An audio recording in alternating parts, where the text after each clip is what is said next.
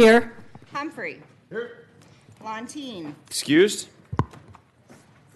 Melton. Here. Rich. Here. Sirota. Here. Williams. Here. Jaquez Lewis. Here. Mr. Chair. Here. Good afternoon, everybody. We have two bills before us today. House Bill 1151 is up first, followed by 1167. We'll start with House Bill 1151. Representative Geithner, please tell us about your bill. Thank you, Mr. Chair and members of the committee. I bring to you 1151. The purpose of 1151 is to create an ESA, or Educational Savings Account, specifically for children's as addressed in the bill with certain disabilities limitations.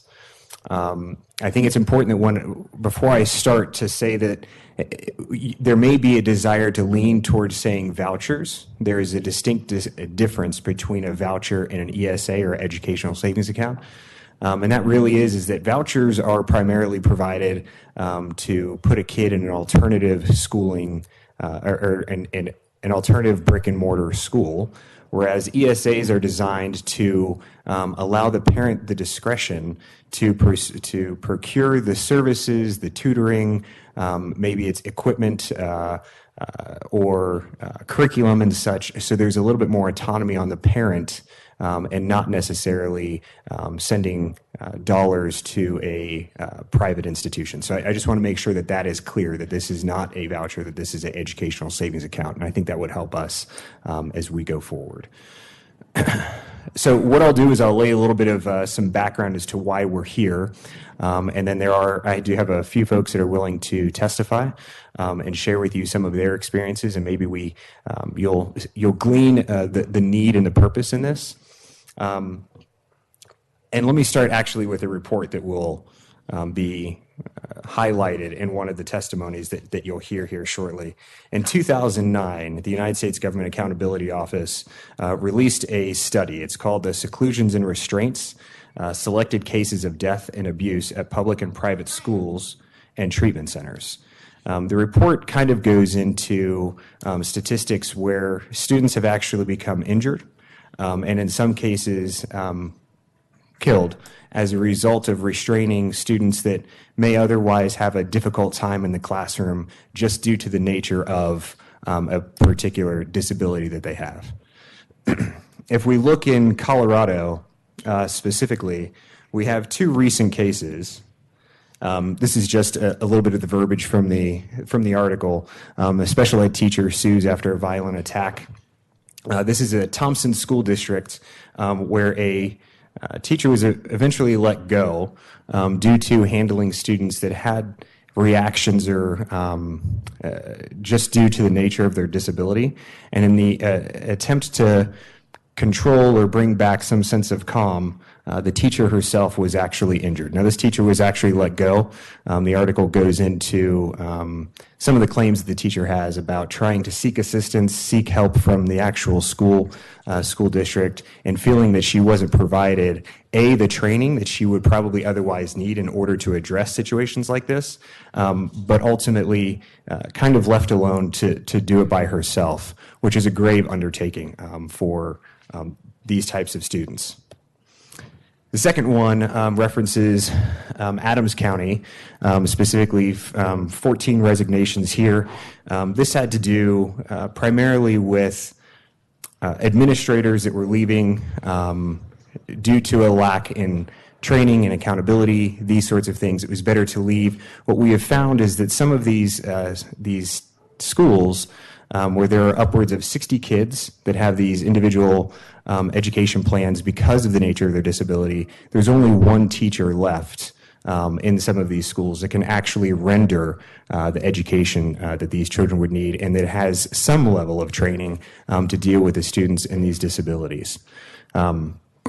They bring in substitute teachers to fill those gaps because it is difficult to hire. It's difficult to maintain these teachers in the classrooms. Those substitute teachers also lack the ability to appropriately address some of these issues just due to the failure of them not having the training that they would otherwise need. And so if you look at this, it's not only an issue where perhaps our teachers are somewhat at risk, but the students are also at risk. And so the idea of an ESA here, specifically for these students, would alleviate that concern where the schools are clearly not capable of addressing this issue, and otherwise arming parents with the ability to, A, meet the needs of their child that they know they can meet, as well as meeting the educational needs of that child in a safe environment that does not put the teacher at risk and does not put the student at risk. So that's the idea of this bill, to create the ESA specifically for these children with these diagnoses, and then empowering the parent to go ahead and lead that education using the PPR at 100% average across the state. The bill says that 10% of that PPR would go to standing up a facilitator for those ESA accounts. That's why you'll see in there that it says 90% basically would go towards the ESA. The other 10% would be for the facilitator that was identified through an RFP process, up to 3 facilitators. And the idea there is you'll find some efficiencies just in the nature of having up to 3 as opposed to just having 1 that would work statewide. And so that's the nature of how it would be funded, is basically through what the state would already be spending on these children.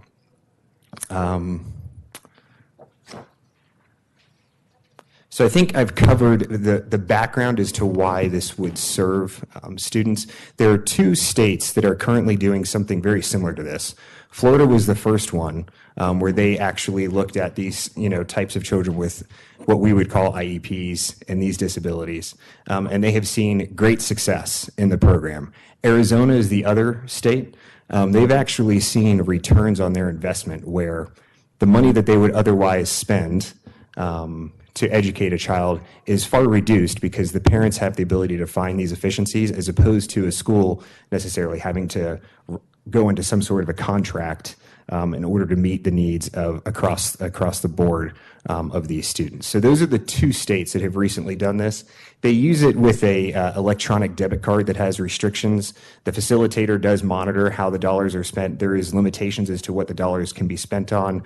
There is criteria for an audit if that is needed. There is criteria for overwatch to ensure that these dollars are not spent inappropriately.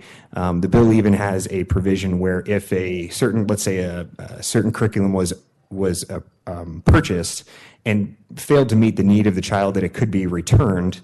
But the bill actually says, okay, well, once that curriculum will be returned and the dollars came back to the parent, those dollars need to go back into that educational savings account.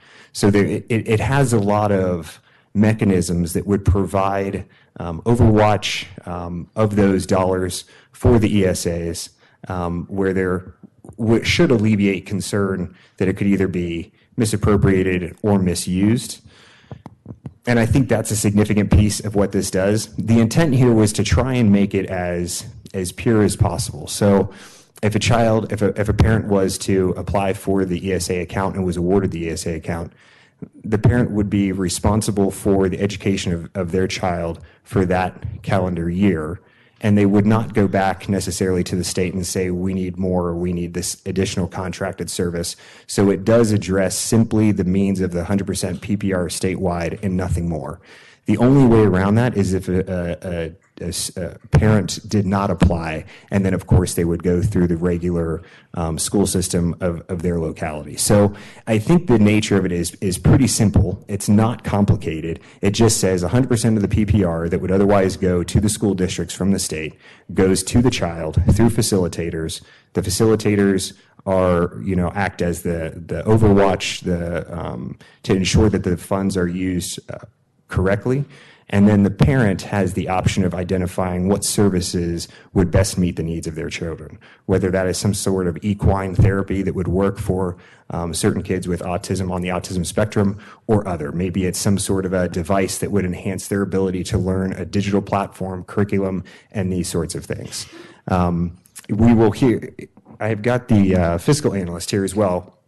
We tried to define approximately how many students there would be that are currently homeschooled. As I mentioned earlier, the concern was that in the environment of the public school system, given the limitations on teachers, A, in terms of how many we have that are properly trained, and B, those that are trained, we found that families are pulling their children out of these classrooms and taking them home to ensure that the safety of their child is met, number one. With that said, it can be difficult during the counting period in October, as we know, to assess how many students we have. So the bill says up to 750 of these students that would currently be in a home-based education system now.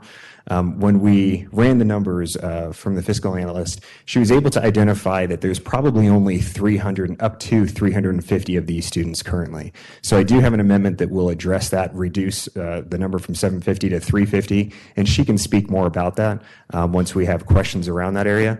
And I have other amendments, 2 more that are being drafted right now that are on their way over, and we can talk about those. But I think at this time it may be helpful to either take a few questions, maybe hear some testimony, where we can hear some firsthand experiences of some of the situations that we have seen. I will close with a final picture. This is what is deemed a calm room. And in schools where it seems that a child may have some sort of an outburst that a teacher is not appropriately trained to handle or address, the thought there is that they can take these children and put them in this calm room. You can see that there's balls and pillows and what would appear to be things that would make the environment maybe appealing to the child. It actually does not help the child. The child is oftentimes scarred permanently as a result of enduring some type of experience as this. And instead of, I guess the thought here is instead of appropriately training teachers, finding the teachers that can serve these students, we provide something that is less than appropriate for the children that are supposed to be the priority in what we do in education. So with that, I'll go ahead and take a few questions, and hopefully we can get to the testimony where I think you'll glean through those personal experiences why the nature of 1151 would help not just the school districts, but also the teachers as well as the students. Thank you. Thank you, Representative Geithner. Questions or comments from the committee? Representative Sirota? Thank you, Mr. Chair. Representative Geithner, I was just wondering where that picture was from, that calm room. I believe this one was... Representative Geithner. Sorry. Thank you, Mr. Chair. I believe that picture was specifically from Cherry Creek School District. I'm not sure of the exact school, but I believe that will be provided to you in testimony. Okay. Representative Humphrey. Thank you, Mr. Chair. Representative Geithner, thank you for bringing the bill and for the explanation. I may have missed it, but how is it determined? How is the child's eligibility determined? It's just basically that they have one of these conditions: autism, intellectual disability, etc. How is that approved? How does that work? Representative Geithner. Thank you, Mr. Chair. Good question. It is through a diagnosis, through a licensed physician in conjunction with an IEP. Certain students that may not have their IEP, of course, there are provisions where the student, if it's a home-based education, can go and procure that IEP. So it needs to satisfy both of those criteria. The piece where I mentioned that had to do with home-based education and the counting, that wouldn't apply to, say, a student going into kindergarten because, well, it's starting. It would only apply to those students that were previously in a home-based education, and they're subject to that 350 count. But ultimately, in order to apply for the program, yes, you would need to have the diagnosis from a licensed physician and then be the IEP. Further questions or comments from the committee? All right, seeing none, we will move on to witness testimony. Representative Geithner, it looks like we have 2 folks signed up in support and 4 against. What is your preference on how we proceed? If we could do those that are opposed first, I think that would be appropriate. Sure, happy to do so. The first witness signed up in opposition is Callum Clark.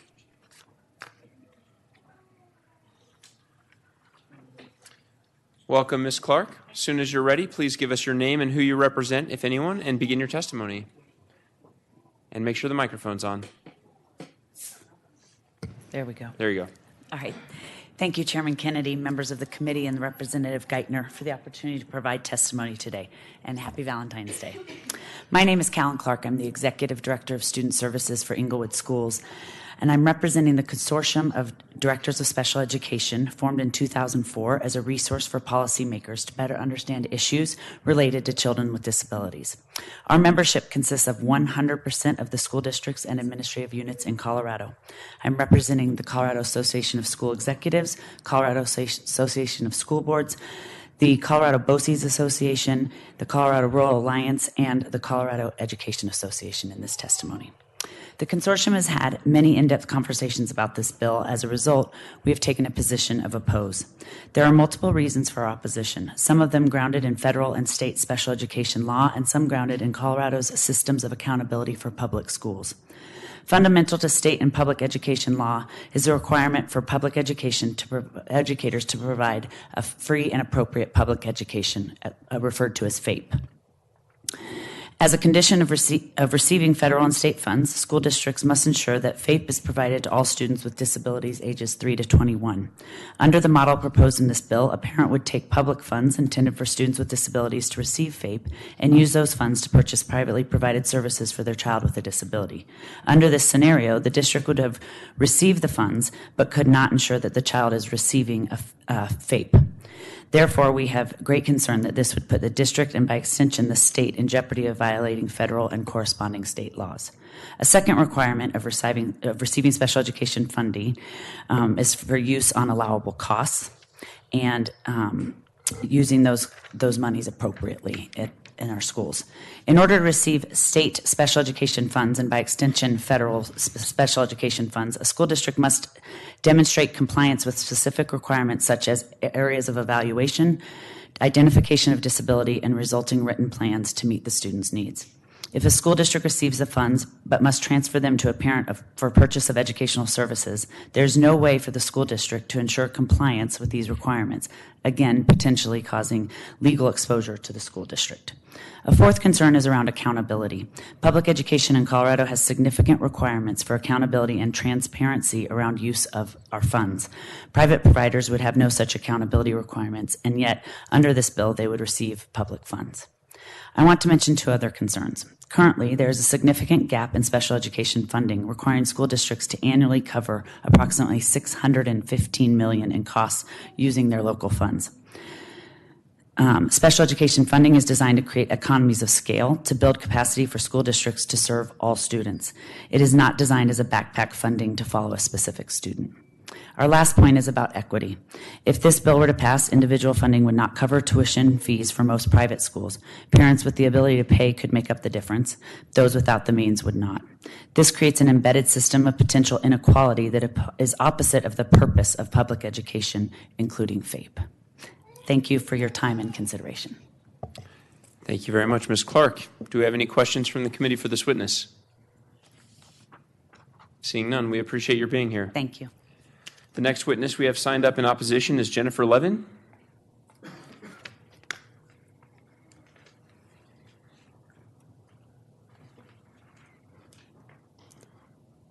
Good afternoon and welcome. When you're ready, please give us your name and who you represent and begin your testimony. Thank you, Chairman Kennedy and members of the committee.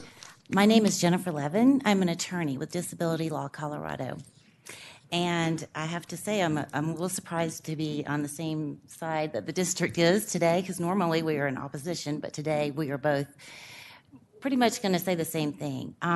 This bill concerns my organization because we represent the rights of people with disabilities, particularly children in special education, and we try to prevent any discrimination on the part of the school district against children with disabilities. I want to explain a little bit about the Individuals with Disabilities Education Act and its intention. The intention behind that act was to ensure that children were educated alongside their typical peers and no longer being discriminated against by being placed in segregated settings and facilities.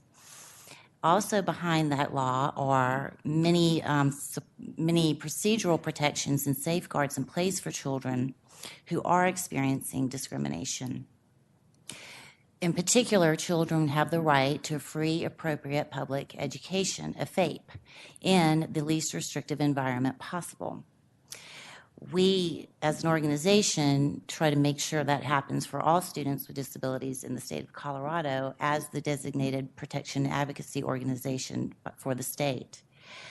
If this bill were to pass, our concern is that parents would forego all those rights that are in place for students with disabilities, and they would no longer have those processes in place. The complaint processes when they're in dispute with a school district would no longer be available to those parents, nor would the disciplinary procedural protections that students with disabilities have if they were to be suspended or possibly expelled for a school policy violation, which may be due to a disability.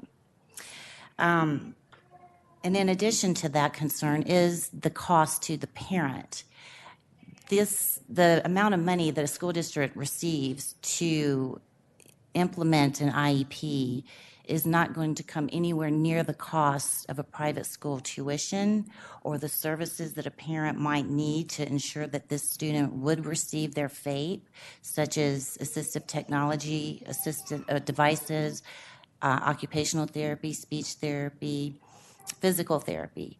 All of these supports and services could be astronomical to a parent that could not afford that, and then as a result, the student would not be receiving an appropriate education. And the school district is obligated to provide that to the student if necessary in a segregated environment, if that's what would be required to make sure the student does make progress and does receive a FAPE. So if a parent does feel that their child needs that environment in a private school setting, the school district and the parent can make that decision, and the school district does have to pay for all of that. So they wouldn't need the account that Representative Geithner is talking about here. Another concern is school funding would be depleted. Our school districts are already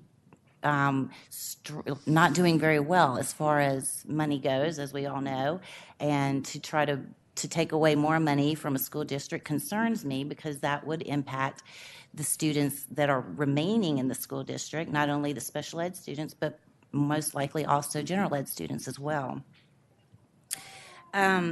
And then there is the concern that if this bill were to pass, it would open up a door for school vouchers. I know Mr. Representative Geithner said this isn't a voucher, but I think that it looks like a voucher, and I think that it would eventually make it more likely that the school voucher program could be down the path for all students in general. And I would like to address the restraint and seclusion discussion we had earlier with the video. Our organization just a few years ago was the only agency in the state that would investigate those allegations of restraint and seclusion, and we are very familiar with the problems that exist in school districts, but they aren't isolated to just public school districts. They happen also in the private school setting as well. Children are abused in physical restraints and in inappropriate seclusion situations. So we have done investigations not only in the public school, but in private schools as well. So if you have any questions, I'm happy to answer them. Thank you very much, Ms. Levin. Any questions from the committee for this witness? Seeing none, we appreciate your being here. Thank you. Our next witness in opposition to the bill is Jonna Levine.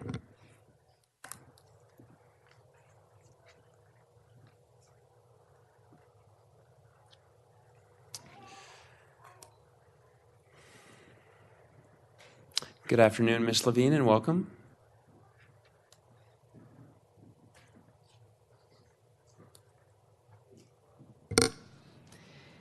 Thank you, Mr. Chair and committee members. My name is Jonna Levine. I am co-chair, co-founder of Support Jeffco Kids. Our focus is on the importance of supporting public education for all 86,000 kids in Jeffco, the second largest school district in the state. We oppose House Bill 1151.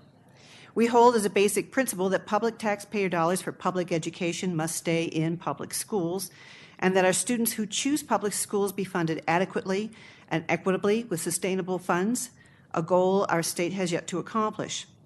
Therefore, we oppose any changes to public school funding in Colorado that would use public taxpayer dollars for vouchers, tax credits, education savings accounts, or any other tool used for privatizing public education, such as this Opportunity Scholarship Program. House Bill 1151, in establishing this Opportunity Scholarship Program to pay for tuition in non-public schools, is, in fact, a backdoor voucher. Unfortunately, it is a huge misconception that our school districts get a great deal of funding for special ed students. According to the JBC Ed Briefing Report from CDE dated August 2017, federal and state categorical funding for special ed students provides only 38% of special ed cost.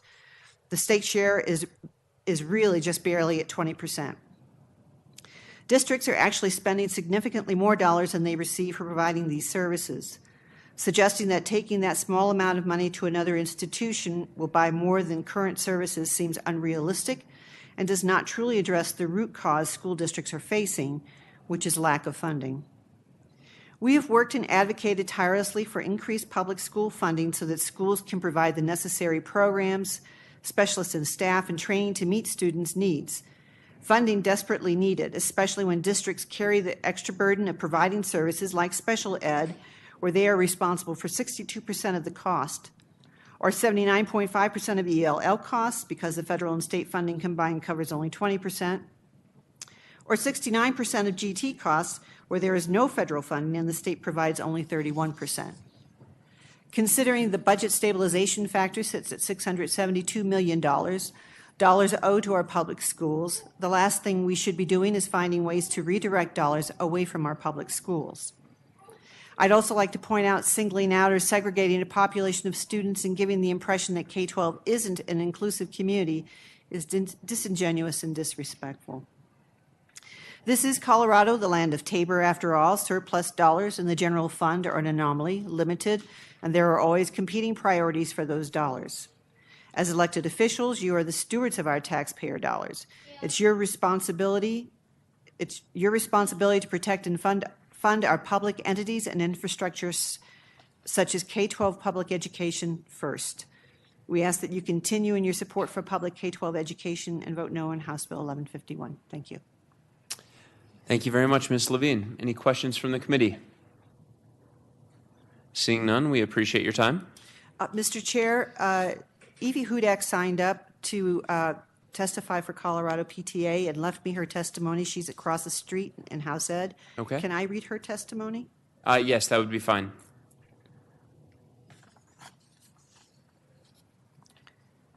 Colorado PTA opposes House Bill 1151. PTA has long believed that every child has the right to access to a high-quality education, regardless of his or her economic status, gender, religion, prior academic achievement, behavioral history, or disability. PTA remains committed to working with legislatures to increase funding for special education to ensure that all students graduate ready for college and the workforce. We do believe that greater financial support is essential to provide a quality education for children with disabilities, but our current funding is not even close to adequate for them. Neither the state nor the federal governments are fulfilling their promise of funding 40% of special education each. In fact, according to the JBC, the total amount of state and federal funding combined is 36%. As a result, the bulk of the burden falls on school districts. This bill does nothing to help school districts provide for the needs of students with disabilities, and it diverts the state's precious resources from providing funding to districts for special education. Furthermore, PTA opposes this bill because we oppose any use of public tax money for public education, whether it is vouchers, tax credits, or income tax deductions. Although it is labeled as a scholarship in the bill text, it would function similarly to many voucher programs that have already been proposed, with simply an additional restriction on who may qualify for the voucher. We do not believe that the creation of this massive bureaucracy to administer this so-called scholarship program is fiscally responsible or the best way to address funding for special education. Thank you very much. Thanks for letting me do that. You're welcome. Any questions for Ms. Levine And I suppose we won't take questions for Senator Hudak because she's not exactly here, but you can try if you wanted to. All right, thank you, Ms. Levine. All right, we will now move on to support witnesses. I have two signed up. Representative Geithner, do you have a preference in which goes first?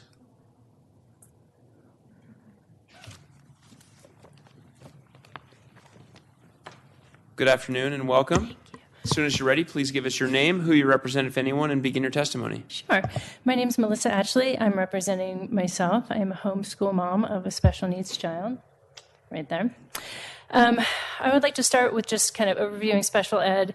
In 2018, Education Week Research Center did an analysis of IDEA and Consortium of Citizens with Disability Education Task Force data. What they found was that the number of special ed teachers nationally has dropped by more than 17%.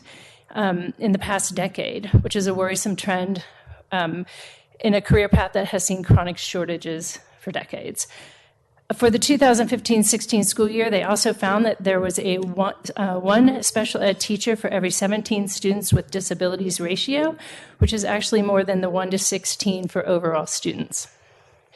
The National Coalition on Personal Shortages in Special Ed and Related Services cites the following statistics. For 2013-14 school year, 49 out of 50 states said they had a shortage of special needs teachers.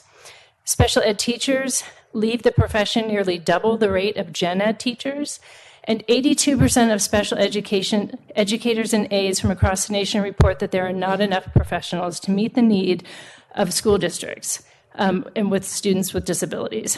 51% of all school districts and 90% of high poverty school districts report difficulty in attracting special education teachers. Teacher training is a problem as well. A lot of our children have very severe behavioral issues, and teachers are not trained to deal with it, hence the calm rooms where they seclude children all by themselves. That room actually is a Cherry Creek schoolroom. It was used for a child with known seizure activity, and he was left in there unattended, and so nobody would know if he had a seizure or not. Okay, so on to what's happening with our kids in the classroom. Quick Google search, you'll come up with hundreds and hundreds of stories about special ed kids being abused in schools. In 2018, the United States Department of Education Office for Civil Rights released a study on the school climate of safety, and the most dramatic statistic they showed was special ed students accounted for 12% of enrollment in our schools, but 71% of restraints and 66% of secluded kids. Clearly, our kids are being targeted for abuse in schools. That was 9 years after the U.S. Government Accountability Office released their study on seclusion in schools, which Representative Geithner talked about. They found hundreds of cases of abuse and death. The common themes they found in the cases were that they involved children with disabilities primarily. In most cases, the kids were not physically aggressive. Parents did not give consent for restraint or conclusion. Teachers and aides were not taught techniques for seclusion and restraints, and 50% of the cases that they looked at had teachers that continued to be employed by the schools. So we've got abusive teachers not losing their jobs. In 2008, the year prior, the ACLU and Human Rights Watch found very similar results. They did a study on corporal punishment in the schools, and they found that 250,000 school children were subjected to violent, degrading punishment, and not shockingly, that students with disabilities were disproportionately more subjected to that abuse. In 2012, the National Disability Rights Network released a study calling for the U.S. Department of Education to do more to protect disabled children in schools, in a study called School is Not Supposed to Hurt. They again highlighted the disproportionate numbers of special needs children being abused in schools, including a boy in Colorado who was duct taped to his wheelchair. He had one arm that he used to communicate with, and they duct taped it to his chair. This is not an uncommon event. This bill is not about vouchers, and it's not about placing the blame. It's about giving parents accountability to keep their children home in a safe learning environment. Yes, schools need more training, and yes, they need more staff, but that has not happened in decades, and it is not going to happen anytime soon. Let's release the pressure valve a little bit. Let's let our kids be at home with their parents in an environment that is healthy and safe. When I first thought about putting my son in school, we went through an IEP process. I had to fight for weeks to get a one-on-one aid for my severely disabled child. He seems pretty calm now. 8 years ago, or he's 9, 6 years ago, it's not the case. However, at that time, he was only awarded 1 to 2 hours of therapy a week. 1 to 2 hours of therapy a week. That's not very much. At home now, he gets 2 to 5 hours of therapy every day. And he also gets education. Part of his education, we also have play dates, homeschool communities, we socialize, as much socialization as he can take. He is not segregated, he is not isolated, and neither are the other homeschool kids that are disabled. However, teaching my son at home often involves hitting and screaming, him hitting and screaming, not me. He has very high anxiety for learning, very high anxiety for being able to communicate what he knows. He's a brilliant child. At 5 years old, he looked up at me and said, 0 minus 5 equals negative 5. I said, oh my God, I'm going to need math tutors. He is a brilliant kid, high anxiety.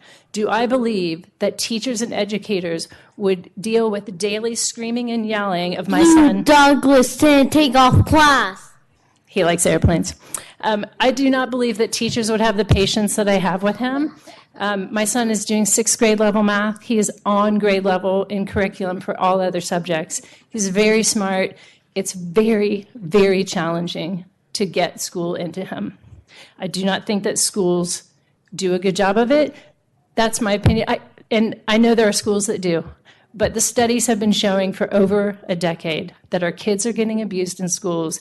Parents need an outlet. We need to release the valve on schools, give them a break, take a couple hundred kids out of school, let the parents do it, and let the teachers have less kids in the classroom, less things to deal with.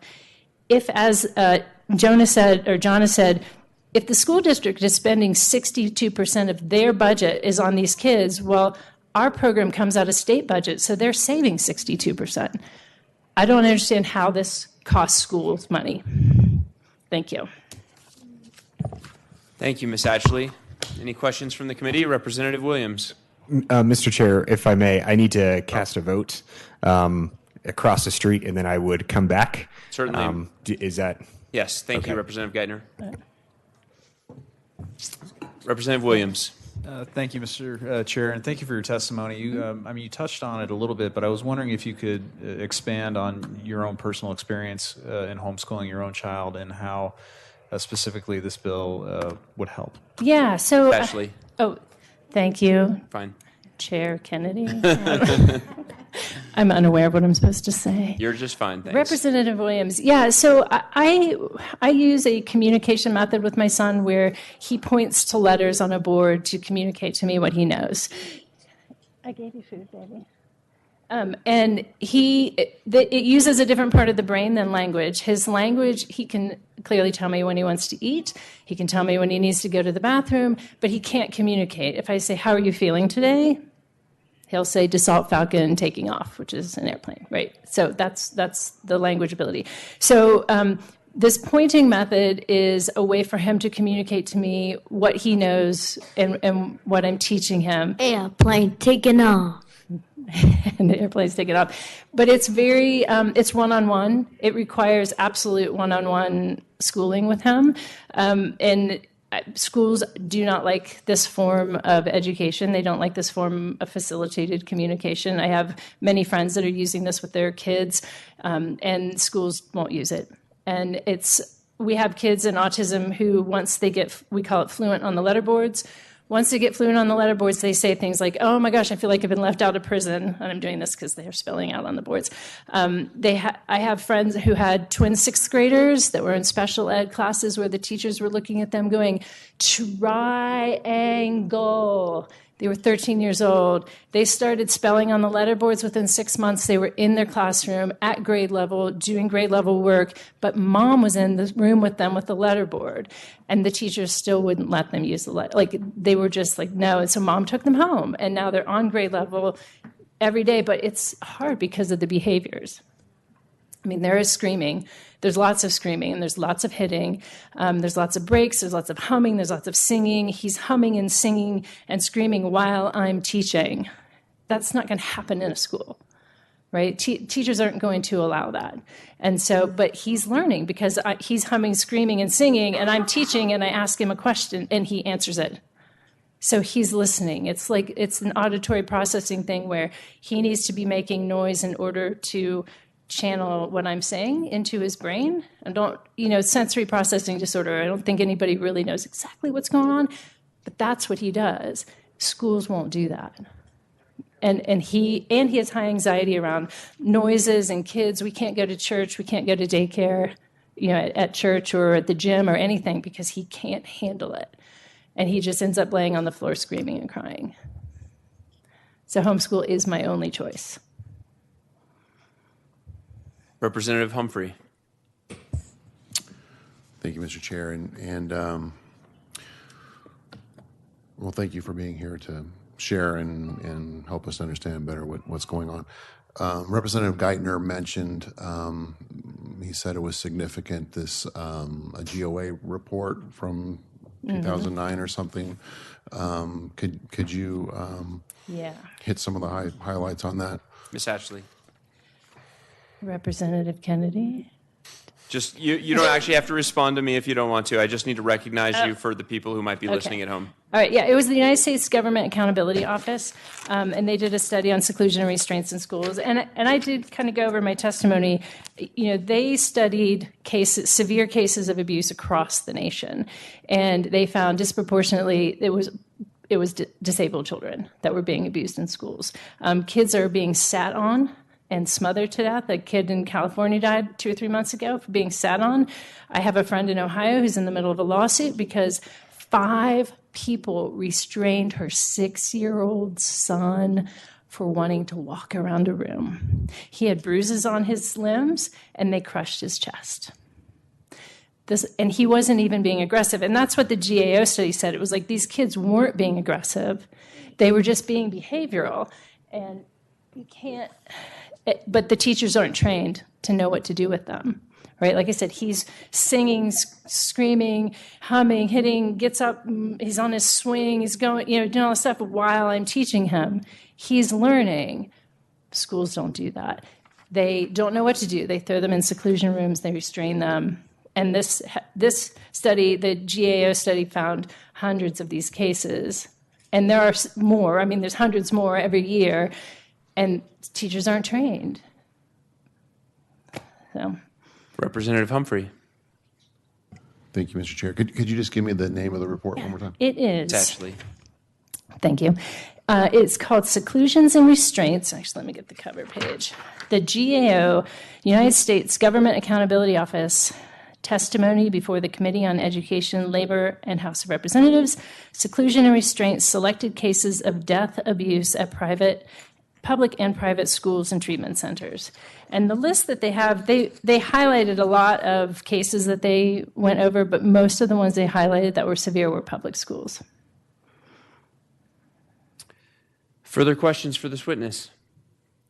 Seeing none, we appreciate your being here. Our next witness in support of the bill is Julie Denton.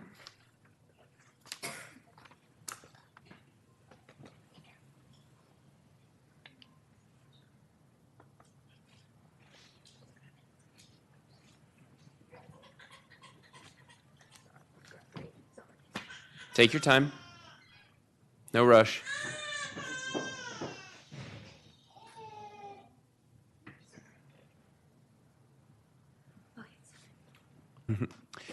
Welcome, Ms. Denton. As soon as you're ready, please give us your name, who you represent, if anyone, and begin your testimony.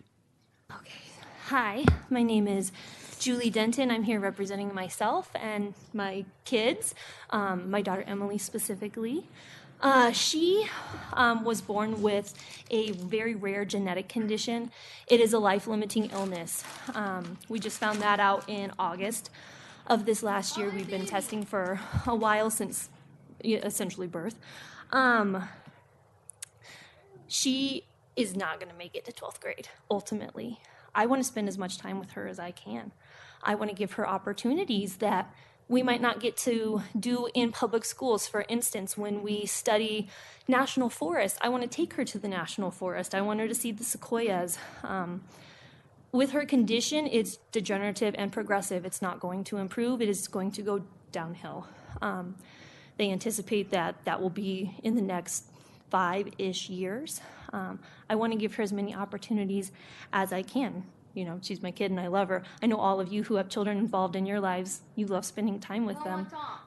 That's how I am as a homeschool parent. With her, we do multiple therapies. So in school right now, she receives physical therapy, occupational therapy. She has an orientation and mobility specialist.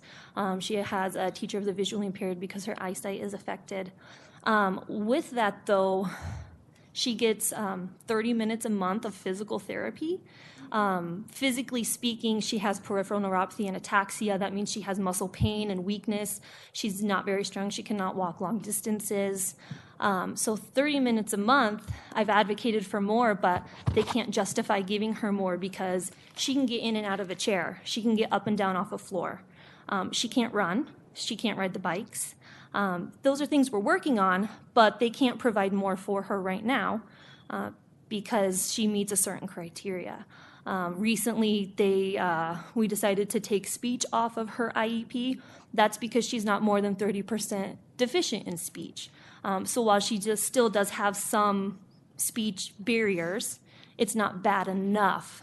And so I have to take her to additional therapies that take time. There's only so many hours in a day.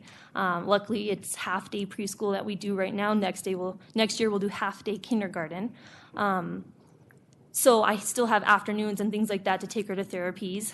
But eventually, when that becomes full day and when she has to attend a school within a certain amount of time, start in August, end in May, sometimes June, I only have so many hours in the day that I can get therapies in. If I was able to homeschool her, we can do our required school hours and then still have more time. Or we can do homeschool in the summer as well. We're not confined to August to May. We can do the entire 12-month calendar with school. So it gives more opportunities for us. And with this scholarship program, it would allow me to be able to purchase things for her to enrich her life and her experiences while we have time to do that. Thank you.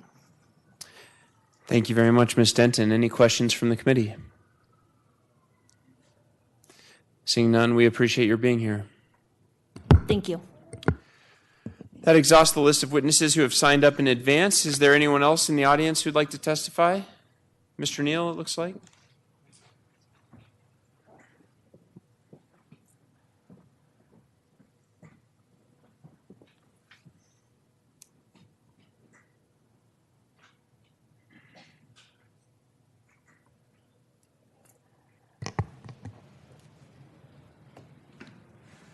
Thank you, Chairman Kennedy. Thank you, distinguished representatives. I had not thought I was going to come in here today for this bill, but as I looked at the list and heard the testifiers being called up, I realized that CCDC had not sent someone. So this is on behalf of Colorado Cross Disability Coalition and myself. And please give us your name just for the record. This is Michael Neal. Thank you. I apologize. That's all right. We at CCDC, the Colorado Cross Disability Coalition, rise with grave doubts about this bill, I think for two main reasons. One is that whether we want to call it a voucher or not, it certainly looks like one. And perhaps more importantly, the bigger concern is that we worry about what will happen in terms of the reintegration of these students if they were to re-enter public schools at a later date. It is certainly true that in some cases, mine included, that my short stint of about 2 years of homeschooling rocketed me quite far forward in the academic scale. That is not necessarily the case and would be entirely dependent upon the parent, upon the skills of the parent and upon the skills of those who the parent calls in to aid in teaching. So we are concerned about a patchwork of individuals who, should they be able to or desire to return to the public education system, would be at vastly different levels of ability, many of them behind grade level, though not certainly always, as I will acknowledge from myself and from the proponents of the bill. For those that may not have the ability to return, either because of a life-limiting illness or simply because it will not work, this may be some sort of a solution, but it's it seems to me so limited in terms of applicability, in terms of disability as a whole, that there needs to be a way to go back to the drawing board and figure out a narrower scope for those for whom it would benefit. Thank you. Thank you, Mr. Neal. Any questions from the committee? Seeing none, we appreciate your time. Is there anyone else in the audience signed up who did not sign up who would like to testify on this bill? Seeing none, the witness testimony phase is closed. To the amendment phase, Representative Geithner. Thank you, Mr. Chair. I have one technical amendment. It actually fixes two portions, and this was identified in conjunction with the fiscal analyst by way of the bill drafter, Julie Pellegrin. Julie, I believe, is here with us, and I think it's probably best that she speak to that. Wonderful, and Ms. King will distribute amendments to the committee. Circulate those.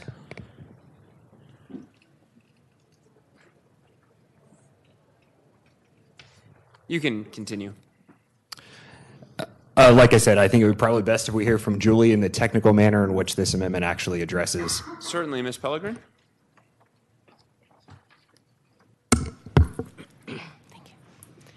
Thank you, Mr. Chair. Julie Pellegrin, Office of Legislative Legal Services. Amendment L004. Line 1, we're just correcting an incorrect internal reference. Lines 2 through 9 and lines 12 through 22. The bill as drafted just said that any amount received by a parent through the account would not be included in their income tax or their income for tax purposes. And we received notice from Department of Revenue that really that needs to be fleshed out a little more. So that's what lines 2 through 9 and lines 12 through 22 do. It just makes it so that it would be subtracted from the state income for purposes of tax. And then line 10, this is making it clear that because the facilitator wouldn't be selected until January of 2020, there probably wouldn't be up and running in time to have any scholarships until the 21-22 school year. So that just makes that correction as well. Okay. Representative Geithner? Or would we like to see if someone would like to move your amendment? Representative Williams. Thank you, Mr. Chair. I move L004 to House Bill 1151. Second. Seconded by Representative Rich. Is there a discussion? Is there any objection? Seeing none, Amendment L4 is adopted. Further amendments? Representative Geithner? Yes, Mr. Chair. I have L003. L003 does what I mentioned before. If you recall, the bill highlights up to 750 students if they were previously in a home-based education. The fiscal analyst was able to identify that that number was probably more close to 350. So this amendment just brings the bill more in line with what the fiscal analyst was able to identify as the expenditures associated with the bill. Would someone like to move the amendment? Representative Williams? Thank you, Mr. Chair. I move Amendment L003 to House Bill 1151. Second. Seconded by Representative Humphrey. Is there a discussion? Is there objection? Seeing none, Amendment L3 is adopted. Representative Geithner, any further amendments? Yes, Mr. Chair. I have one more, L005.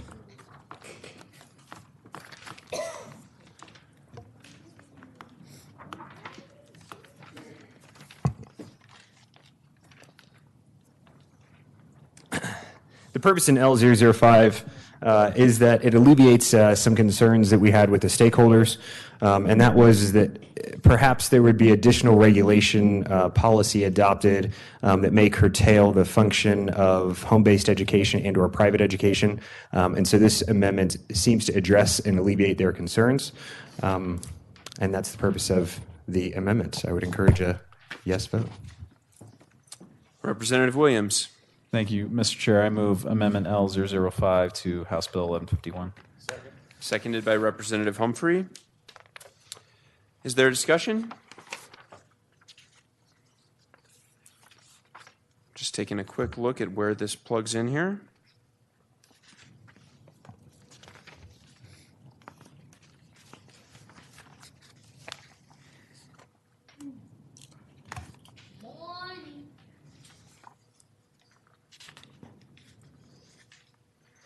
Representative Geithner, can you explain? I know you gave a quick summary of this, but when you say in the amendment that they're not eligible, or I'm sorry, they're not subject to this state regulation, tell us a little more about what that is intended to do, Representative Geithner. So there was concerns from the stakeholder that by using home-based education or focusing or having a focus on homeschoolers, that this would open an opportunity and was seen by those stakeholders as possible additional regulation. And so through discussion, certain things that we could go back and fix, certain things that we couldn't. And so the idea was that this seemed to alleviate the concerns at the time and would not necessarily allow for an opportunity for additional regulation in and around the nature of homeschooling other than what is already in statute. Okay. I wonder if either you or Ms. Pellegrin could help us understand exactly what sorts of regulations you mean. Ms. Pellegrin?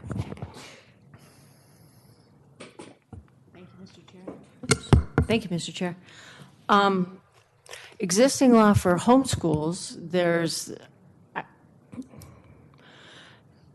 anyone that's going to homeschool needs to report to the district that they're going to be homeschooling, so the district knows that the child's enrolled in homeschool. Child that's enrolled in homeschool, that satisfies the mandatory compulsory education requirements. And then at certain intervals in the child's education, the parent needs to either have the child take a standardized test or be evaluated by a person identified by the parent to confirm that the child is making, I think the statute phrases it, adequate progress, to their age. That's all that's really coming to mind for me right now with regard to homeschool regulations. And then there's really, the only kind of regulation there is now on private schools is public health, safety type regulations. There are no regulations around curriculum or around the education side of a private school. Thank you. Representative Valentine? I'm not sure I have a question. I'm trying. So, first of all, I'd like to apologize for missing most of this bill hearing because this bill was of particular interest to me as a parent who had a child that I had taken out of the public school because his needs weren't being adequately addressed because of his learning disabilities, and I put him in a private school. The private school I chose was specific to addressing children's learning disabilities, but I have to say I'm a little concerned to hear that we are addressing and allowing parents to use this as an avenue to help kids with learning disabilities, but we're not allowed to put in any kind of requirements that those be the providers that are available. Is that what this is trying to say, that we can't, the state can't put in any further regulation to say that these are the requirements that are met by homeschooling to address the needs of children with disabilities, or any those requirements for additional requirements for private schools? Is that what this is saying, Ms. Pallegren? Representative Geithner. Sure. So I think, as Ms. Pellegrin mentioned, homeschool or home-based education, the requirements there are that the student meet certain mile markers through demonstration and passing assessments at certain times, starting at third grade. Also, requirements around the number of days that must be met in terms of how many days the child technically has to be under instruction. And so that's a large bulk of what homeschoolers are responsible for meeting in terms of statutory requirement. The other portion with private school, as Ms. Pellegrin addressed, it really has to do around the health aspect. And so this would keep the nature of the ESA account and those students that choose to apply for it still within the parameters of what current statute has. That's its purpose. Representative Valentine. But with this amendment, we couldn't require them to go further. Representative Geithner. I'm not sure I understand. What do you mean by go further? Representative Valentine. Well, if I'm going to an alternative provider because my homeschool is not able to address my child's needs, whatever those needs are, I would expect more than just, a minimal amount of progress. I would expect that those needs are being specifically addressed in the way that they're not being in the public school, and without any kind of authority to require that that's not happening. I'm just curious. I guess I'm probably speaking about a lot of the bill, but this amendment is just confusing to me. I would say I just object, so I'll just leave it at that. Representative Geithner, would you care to respond? I think the purpose of those mile marking tests that are required demonstrates that the student is meeting the requirements as laid out by Colorado statute. With regard to providers and identifying who those providers are, the bill does have a process laid out for how those providers can apply, how those providers are selected, approved, and then added to the provider list. So the provider piece is not necessarily a portion of this particular amendment. That provider process is addressed in the nature of the bill through those facilitators. Those facilitators have the ability to receive applications for the provider, identify providers based on certain criteria, whether it's license and or demonstrated experience that they have in the nature of that arena for that, the purpose of that, perhaps therapy. And so, like I said, the nature of this amendment solely addresses additional regulation is all it does. It does not touch on providers. Representative Melton. Thank you, Mr. Chair. And I guess that's my concern with this amendment as well then. So we're locking in the regulations and requirements as of the effective date of this subsection or of this bill should it pass. So if a legislature next year passes a new regulation, it's not applicable to this bill the way I'm reading it with this amendment. Is that correct? Ms. Pellegrin? Thank you, Mr. Chair. Representative Melton, that's correct. It would not be subject to state regulation in addition to. Okay, so I have an objection to this as well. Okay, are there further comments or questions? Further discussion on the amendment? Seeing none, there is objection. Ms. King, please call the roll. Just so that I have the record clear, since I was passing things out, Representative Williams, you moved this one, and Representative Humphrey seconded. That's correct. Perfect, great. This is on Amendment L005. Representatives Duran. No. Humphrey. Yes. Lontine. No. Melton. No. Rich. Yes. Sirota. No. Williams. Yes. Caucas Lewis. No. Mr. Chair. No, that motion fails on a 3-6 vote. Further amendments? Representative Geithner? No, Mr. Chair. Committee? Further amendments? Seeing none, the amendment phase is closed. Wrap up. Would you care to wrap up, Representative Geithner? Thank you, Mr. Chair. I think it's important to start off by saying that I'm saddened to hear that the nature of the opposition had to do with somehow that the students would take advantage of the ESA, references to inclusivity or lack thereof, reference to the amount of money that the state and that the school districts are providing to these students, concerns that if they were in home-based education that they somehow would not thrive. And the piece that saddened me really was that there was no mention of the lack of resources available through providing trained teachers that are necessary to meet the needs of these children. That was the purpose in offering some sort of a solution to address what I would deem to be a crisis. There was no mention of the lack of these teachers. There was no mention from the opposition, the lack of the training that they have. It was solely around the administrative side and concerns that I believe are not up to snuff. Just the mere fact that concerns around that they would somehow only meet adequate standards. I can tell you personally, I homeschool my 2 children, and both of them test upwards of 90 to 95 percentile.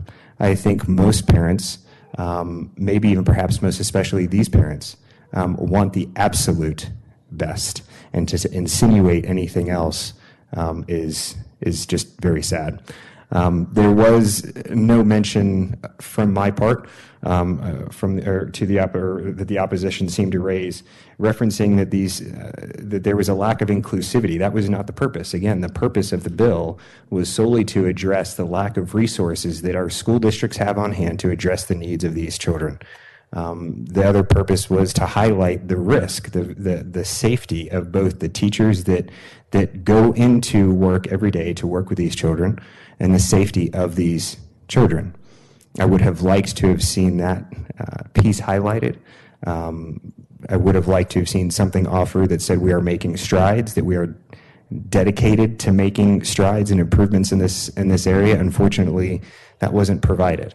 The nature of the bill is solely to address the safety of the children and the teachers that work through these challenging issues on a daily basis. I'm not sure if that was missed. Again, I heard it said a couple times that this looked like a voucher. ESA is vastly different from a voucher. It opens up multiple opportunities, which is something specifically that these children would need. Just thinking that we would need to address math, science, reading, and so on, there is therapies.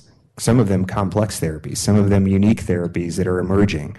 That's the very nature of what this ESA does that vouchers do not. They are vastly different.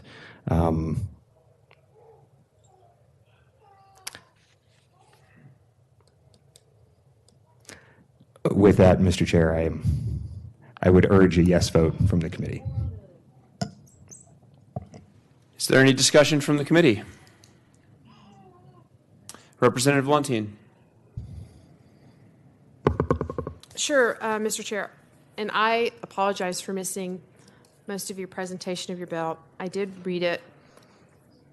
I don't really have those concerns that I guess were raised by my committee members. As I mentioned, I have had a child. Well, I still have a child. He's not a child anymore, though, but who has some learning disabilities.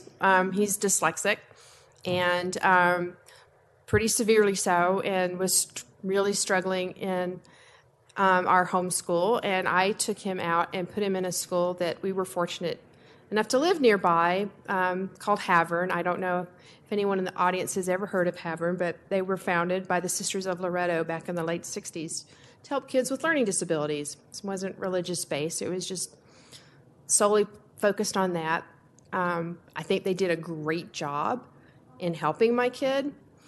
But my concern is, and I guess maybe it is an equity concern, especially for people who don't have the income to make up the difference of the amount that you're allowing to be put into these accounts, even when you take into account kids with special needs. At the time when we finished it with Havern, the tuition was about $15,000 a year. I know some of Denver Academy is probably closer to about $30,000 a year now, and I know they do help kids with learning disabilities. And Firefly Autism, their tuition is around $70,000 a year. And while I do think that our schools are struggling to address the needs of kids with special needs, I'm just concerned that this would not help them, because how do those people make up the difference if they don't have the money over and beyond what we put in these accounts? And so this is an eternal struggle that we're going to have. I'm not sure what the solution to that is, but I don't believe that this is it. But I thank you for bringing the issue forward. Representative Duran. Thank you, Mr. Chair. Mine's more of a comment to say, thank you to your witnesses that came in. I clearly know they are loving, caring parents who are just trying to do the best they can for their kids, and I really appreciate you coming in. My concern is taking away funding from our already underfunded public schools and figuring out what to do there. So I know that this is a tough discussion to have. It's a hard decision to make, but I just want to make sure I thanked your witnesses. As a mom of 4 sons and 6 grandchildren, I understand their passion. Thank you. Representative Humphrey. Thank you, Mr. Chair. Thank you for Representative Geithner and to everyone who came in to testify on 1151. I think it's an important bill. I'm glad that we had the discussion. I appreciate the fact that the bill respects the role and influence and the sense of being able to protect children that parents have, and that excuse me, in contrast with what is a little bit more of a sort of a one-size-fits-all system. It's very difficult to keep up with these, really unique individual circumstances to each one of these children, and to know each child and how to handle and respond and work with them. Parents are uniquely equipped to handle that, and so I think that this bill is important and should move forward. And anyway, just thank you for bringing it, and thank you for coming in to testify today. Representative Sirota. Thank you, Mr. Chair. Thank you, Representative, for bringing the bill. I too appreciate the discussion that we've had here today, and I'm very grateful for all of the testimony that we heard. There is clearly, I think, a lot of problems were brought up today, a lot of issues that we have yet to adequately, appropriately address in our state when it comes to education funding, when it comes particularly to the education of children with special needs. But I also am concerned about the results from this bill and how it has that it would draw money out of the system and potentially leave other children with disabilities, special needs, without the resources that they need.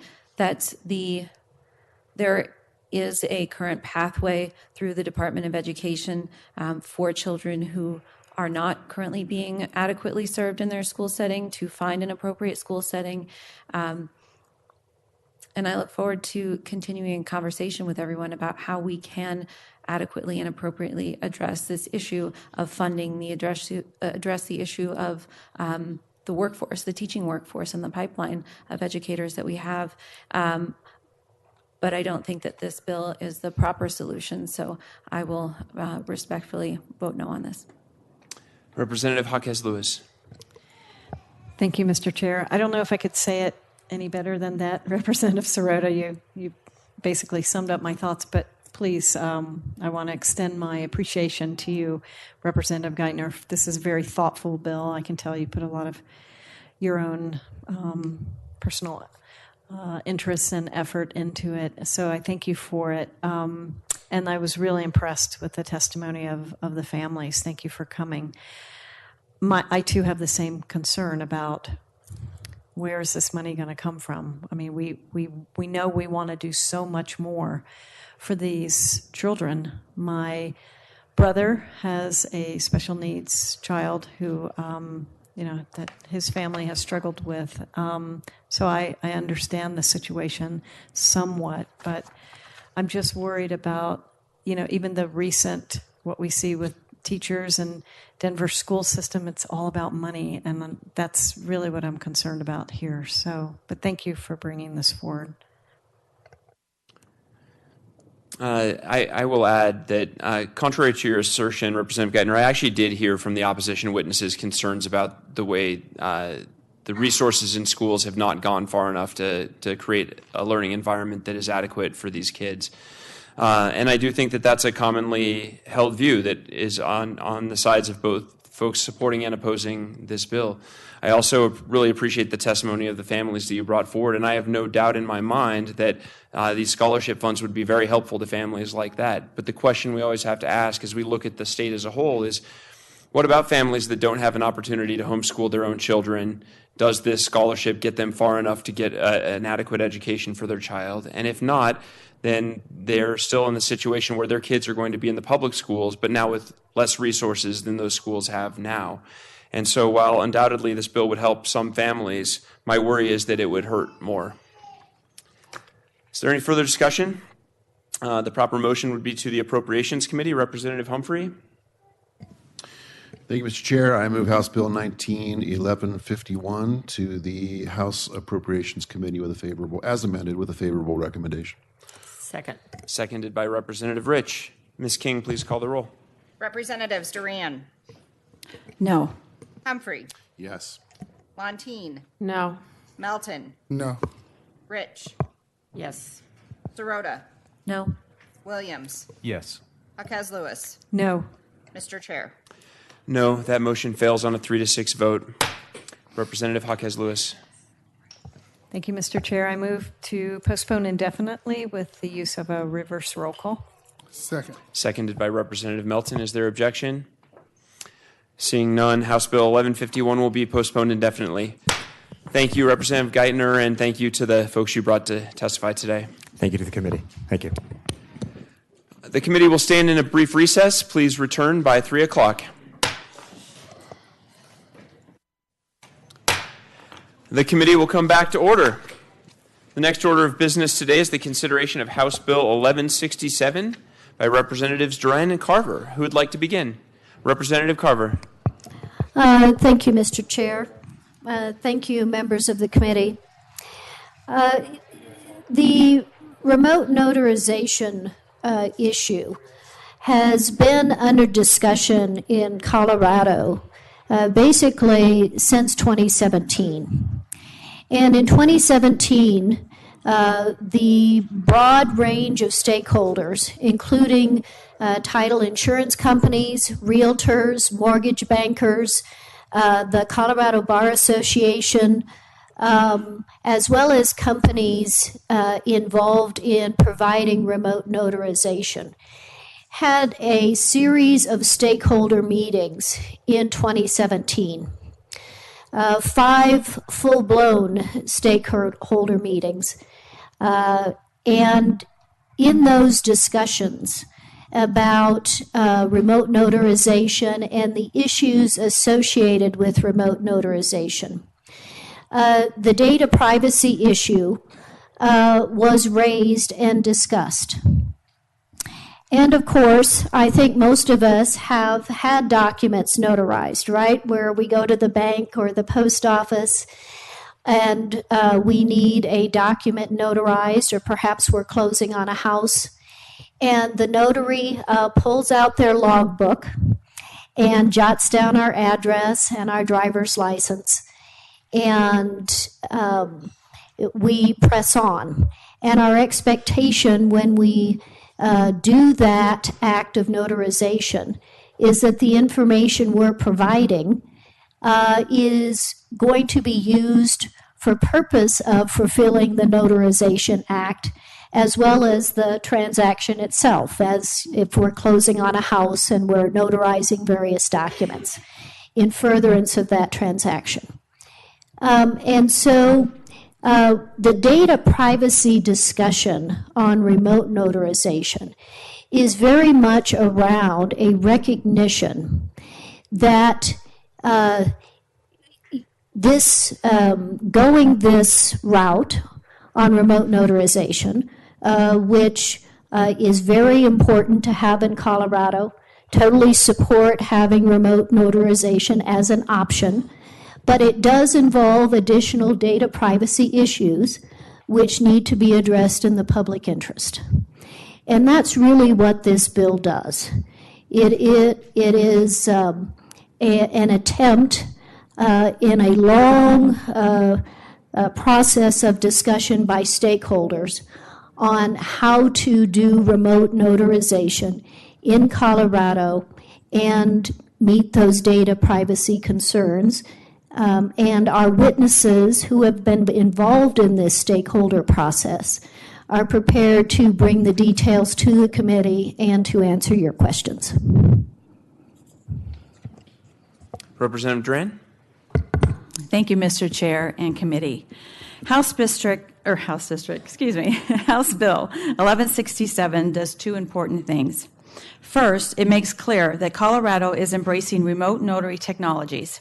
Second, it ensures that Colorado citizens' non-public personal information is protected, and I stress protected. Traditional notaries do not collect and maintain non-public personal information. It is important to ensure that as we move forward with new technologies and changes to traditional methods of providing services like notarization, that we are mindful of the information we are allowing businesses to collect and share. You will hear today that federal law prohibits the sale of certain information. In a limited sense, that's correct. It does not, however, protect all the information provided in these transactions. In fact, some providers require all the information at the transaction be provided to the electronic notary and that the consumer consent to share that information with providers' affiliated companies. House Bill 1167 will protect such information. To be clear, if we do nothing, out-of-state notary services providers will continue to operate in Colorado without much needed data privacy protections. Thank you. Thank you. Any discussion from the committee? Representative Melton. Thank you, Mr. Chair, and thank you, Representative Duran and Carver, where she may be, for bringing the bill. And this is a big issue. It's an issue that I was involved with a few years ago with Senate Bill 17132. We saw this last year. We actually also saw a similar bill earlier this year. But I think that your bill goes in a much different direction. The other bills that we dealt with really kind of came from the Universal Law Commission, and this is a much larger, or much, I would almost argue a almost opposite downstream approach to this. It's different than what we've seen in 11 other states that have passed notaries, or the 20 other states that are currently looking at the Universal Law Commission bill and discussing that. I guess I'm wondering, why is there such a different approach on this bill? Let me just say Representative Carver had to go vote in judiciary, and she'll be right back. Secondly, the biggest difference here is consumer protection. It's really that simple, and that's the biggest difference between the bill that was brought in 2017. So I'd like to defer some of your questions to our witnesses that are here today that can answer that in more detail for you. Representative Humphrey. Thank you, Mr. Chair, and thank you, Representative Duran, bring the bill. So this one's a labor of love, I know, because this has been going on for a few years. And this is a 17-page bill. And one of the first things, something Justin Everett used to say, Representative Everett used to say, was look at the title and then give it one of these first and think about how heavy it is. I just get concerned when there's so much detail. I guess there's the definition of personal information. Seems that's pretty lengthy, and wasn't that defined in statute previously? Why does that need to be reworked like that? Thank you Representative Duran. Thank you, Mr. Chair. Thank you for your question. Can I refer to our witnesses to answer those questions for them? Sure. All right, thank you. Representative Williams. Thank you, Mr. Chair, and Representative Duran, thank you for bringing the bill. I've been lobbied on this bill on both sides, and I'm sure all the other members can attest to this. We kind of feel like I do anyway. I kind of feel like we're in a sort of a tough situation where we're having to referee between two competing interests. And you serve on the business committee along with me, and typically when we have sort of these type of contentious bills where you do have sort of this fight within the industry, we usually try to slow walk it. In other words, we try to allow for more time to develop some sort of general consensus that both competing parties may be able to agree to. My question is, is there a rush to pass this? Because it does seem like we're kind of plowing ahead and not trying to come up with some sort of consensus on how to move forward. And as a follow-up to that question, is there a way that we can kind of slow this down and help to alleviate the concerns of all parties? Representative Duran. Thank you, Mr. Chair. In my opinion, really, there's been stakeholder outreach for 2 years. So this is nothing that is new and that has just come up. There's been a lot of discussions with many stakeholders on both sides, including as of recent. So there's been a lot of discussion, and basically this is about consumer protection and making sure that that is in this bill. This is new technology, as you well know, that we need to define those guidelines. And actually the other states that have passed this are looking at Colorado right now for guidance and direction to see how are we going to answer this question of consumer protection. So I feel we've done our due diligence. We've outreached, we've talked with stakeholders, and we've done our job needed, and we're ready to go with this today. Thank you. Representative Melton. Thank you, Mr. Chair.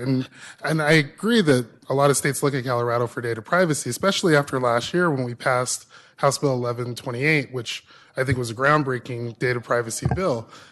But when I'm looking actually at your bill, especially under Section 6, there's no mention of that statute. And in fact, your bill, under your bill, the notaries would actually be exempt from House Bill 1126.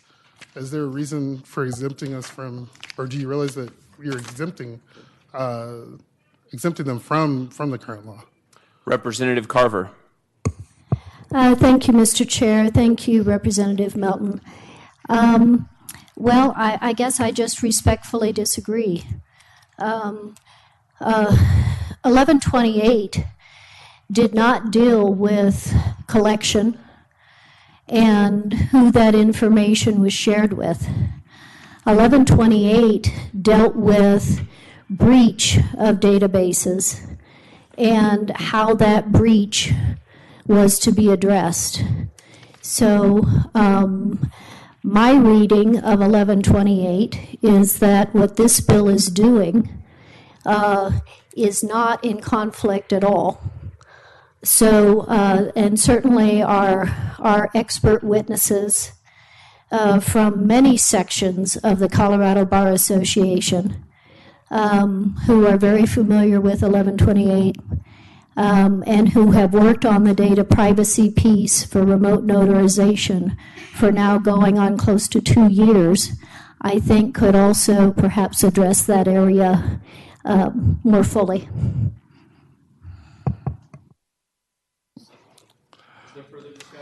Is there further discussion? Seeing none, we'll move on to witness testimony.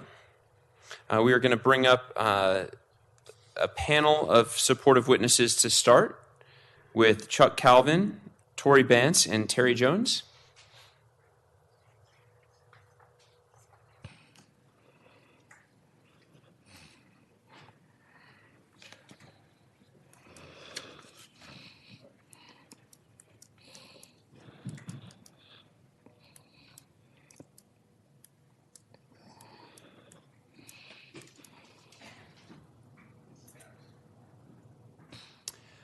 Good afternoon. Whoever is kicking us off here, please start by giving us your name and who you represent, and then begin your testimony. And there's a button at the base of your microphone there. See the green light. My name is Charles Calvin. I'm a real estate lawyer. I am the immediate past chair of the real estate section of the Colorado Bar Association. And as Representative Carver indicated, we've been involved with these issues and the concept of remote notarization for a good while now. Traditionally, notary public laws in the U.S. have been very clear that a notary could not acknowledge a document or administer an oath to have someone swear to the accuracy of something unless the signer of the document was in the physical presence of the notary at that time. About a decade ago, a few states began to consider legislation that would relax this requirement as technology became available that allowed for real-time communication between a notary and a signer. And so a few states passed laws that said that if the notary had a reliable basis to identify the signer and to confirm that the signer was the same person who had signed the same document that was presented to the notary, then the requirement for personal presence could be relaxed. 2017, the Colorado legislature was considering a bill that would modernize the notary law in a number of respects. That bill was based on the National Uniform Laws Commission revised Uniform Law on Notarial Acts. Late in that session in 2017, an amendment was introduced that would have allowed for remote notarization. That was not in the bill as introduced. The amendment didn't pass. Ultimately, the law did pass. It's affectionately referred to as RULONA because lawyers like acronyms, I guess. Anyway, it was obvious that as a result of that remote notarization was an issue whose time had come. It needed to be considered seriously, and we needed to figure out how to do it right, how to protect the various interests that were involved. In Colorado, as in many other states, the notaries public are regulated and, in fact, commissioned by the Colorado Secretary of State. So in the summer of 2017, the Secretary of State convened a stakeholder group that included a number of people, as Representative Carver indicated, notaries themselves, title companies, lenders, lawyers, public officials, and others. And I think there were 15 people who were officially members of that group, but a number of others were regular attendees at the meeting and participated in the discussions as well. And I think it is accurate to say that every member of that group was a proponent of the idea of remote notarization. This was not a group of people who got together to figure out how to keep it from happening. We wanted it to be done. We wanted it to be done wisely and safely.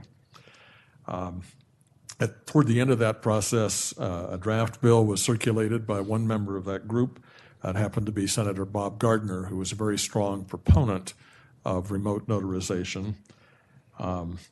That bill did not satisfy a number of concerns that had been raised by other stakeholders, including the Bar Association, but it did provide a solid framework for remote notarization in Colorado. And it was the only bill we had in Colorado at that time.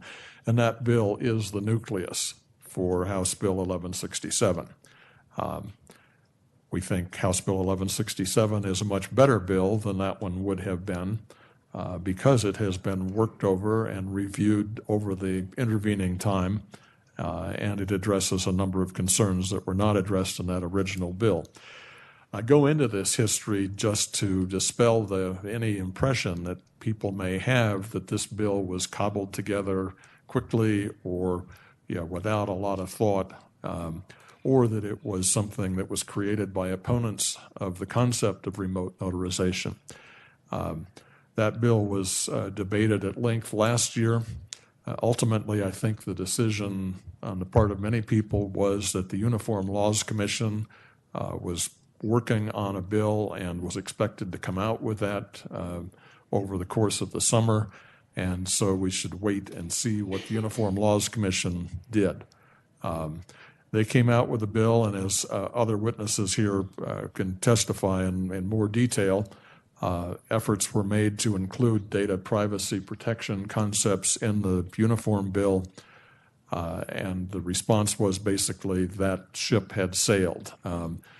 Colorado had raised issues that were being recognized around the country as valid concerns that had not been adequately addressed, but too much work had been done to hold back on the promulgation of that Uniform Act, and so it needed to be released without the consumer protections that we wanted to see. That bill, by the way, was Senate Bill 84, introduced in this legislation and postponed indefinitely at the sponsor's request a couple of weeks ago. So we were working with a bill that was not the Uniform Act. It probably is not the vehicle that would have been chosen by any of us if we had started from scratch with a blank slate. But that's not the way the process works in the legislative world, as all of you know much better than I do. So our concern was to take a bill that was imperfect, make it better, and we believe that Senate Bill 1160 or House Bill 1167 allows what needs to be allowed, and it prohibits what needs to be prohibited. It addresses the core concerns of the real estate section, which focus mostly on data privacy, as I've indicated, but are not limited to that subject. In approaching this concept, our view was that, first of all, a remote notary system should, to the extent possible, replicate the experience that people were familiar with when they met face-to-face with a notary public. And with that in mind, a notary public should not be given access to information and certainly should not be permitted to retain confidential personal information beyond the information that was necessary to enable the notary to determine that the signer was who he or she said the signer claimed to be. The corollary of this, from the standpoint of the notary's public, is that a notary should be able to perform remote notarization without becoming an employee or a subscriber to some master organization that would provide these services and not allow the notary to operate independently. Some notaries may well want to affiliate with organizations like that, and that's fine. No one suggests they shouldn't. But other notaries don't want to do that, don't feel a need to do that, and so as long as they can perform remote notarizations in compliance with the statute and regulations, they should be able to do that. That deals with the collection of personal, private, confidential information. And let me just talk about the scenario. If you go, somebody has talked about transferring a 401k account when you leave one employer and go to another one. And we probably have had that experience. Those of us who are married need the spouse's consent to roll that IRA over into a new plan or a 401k.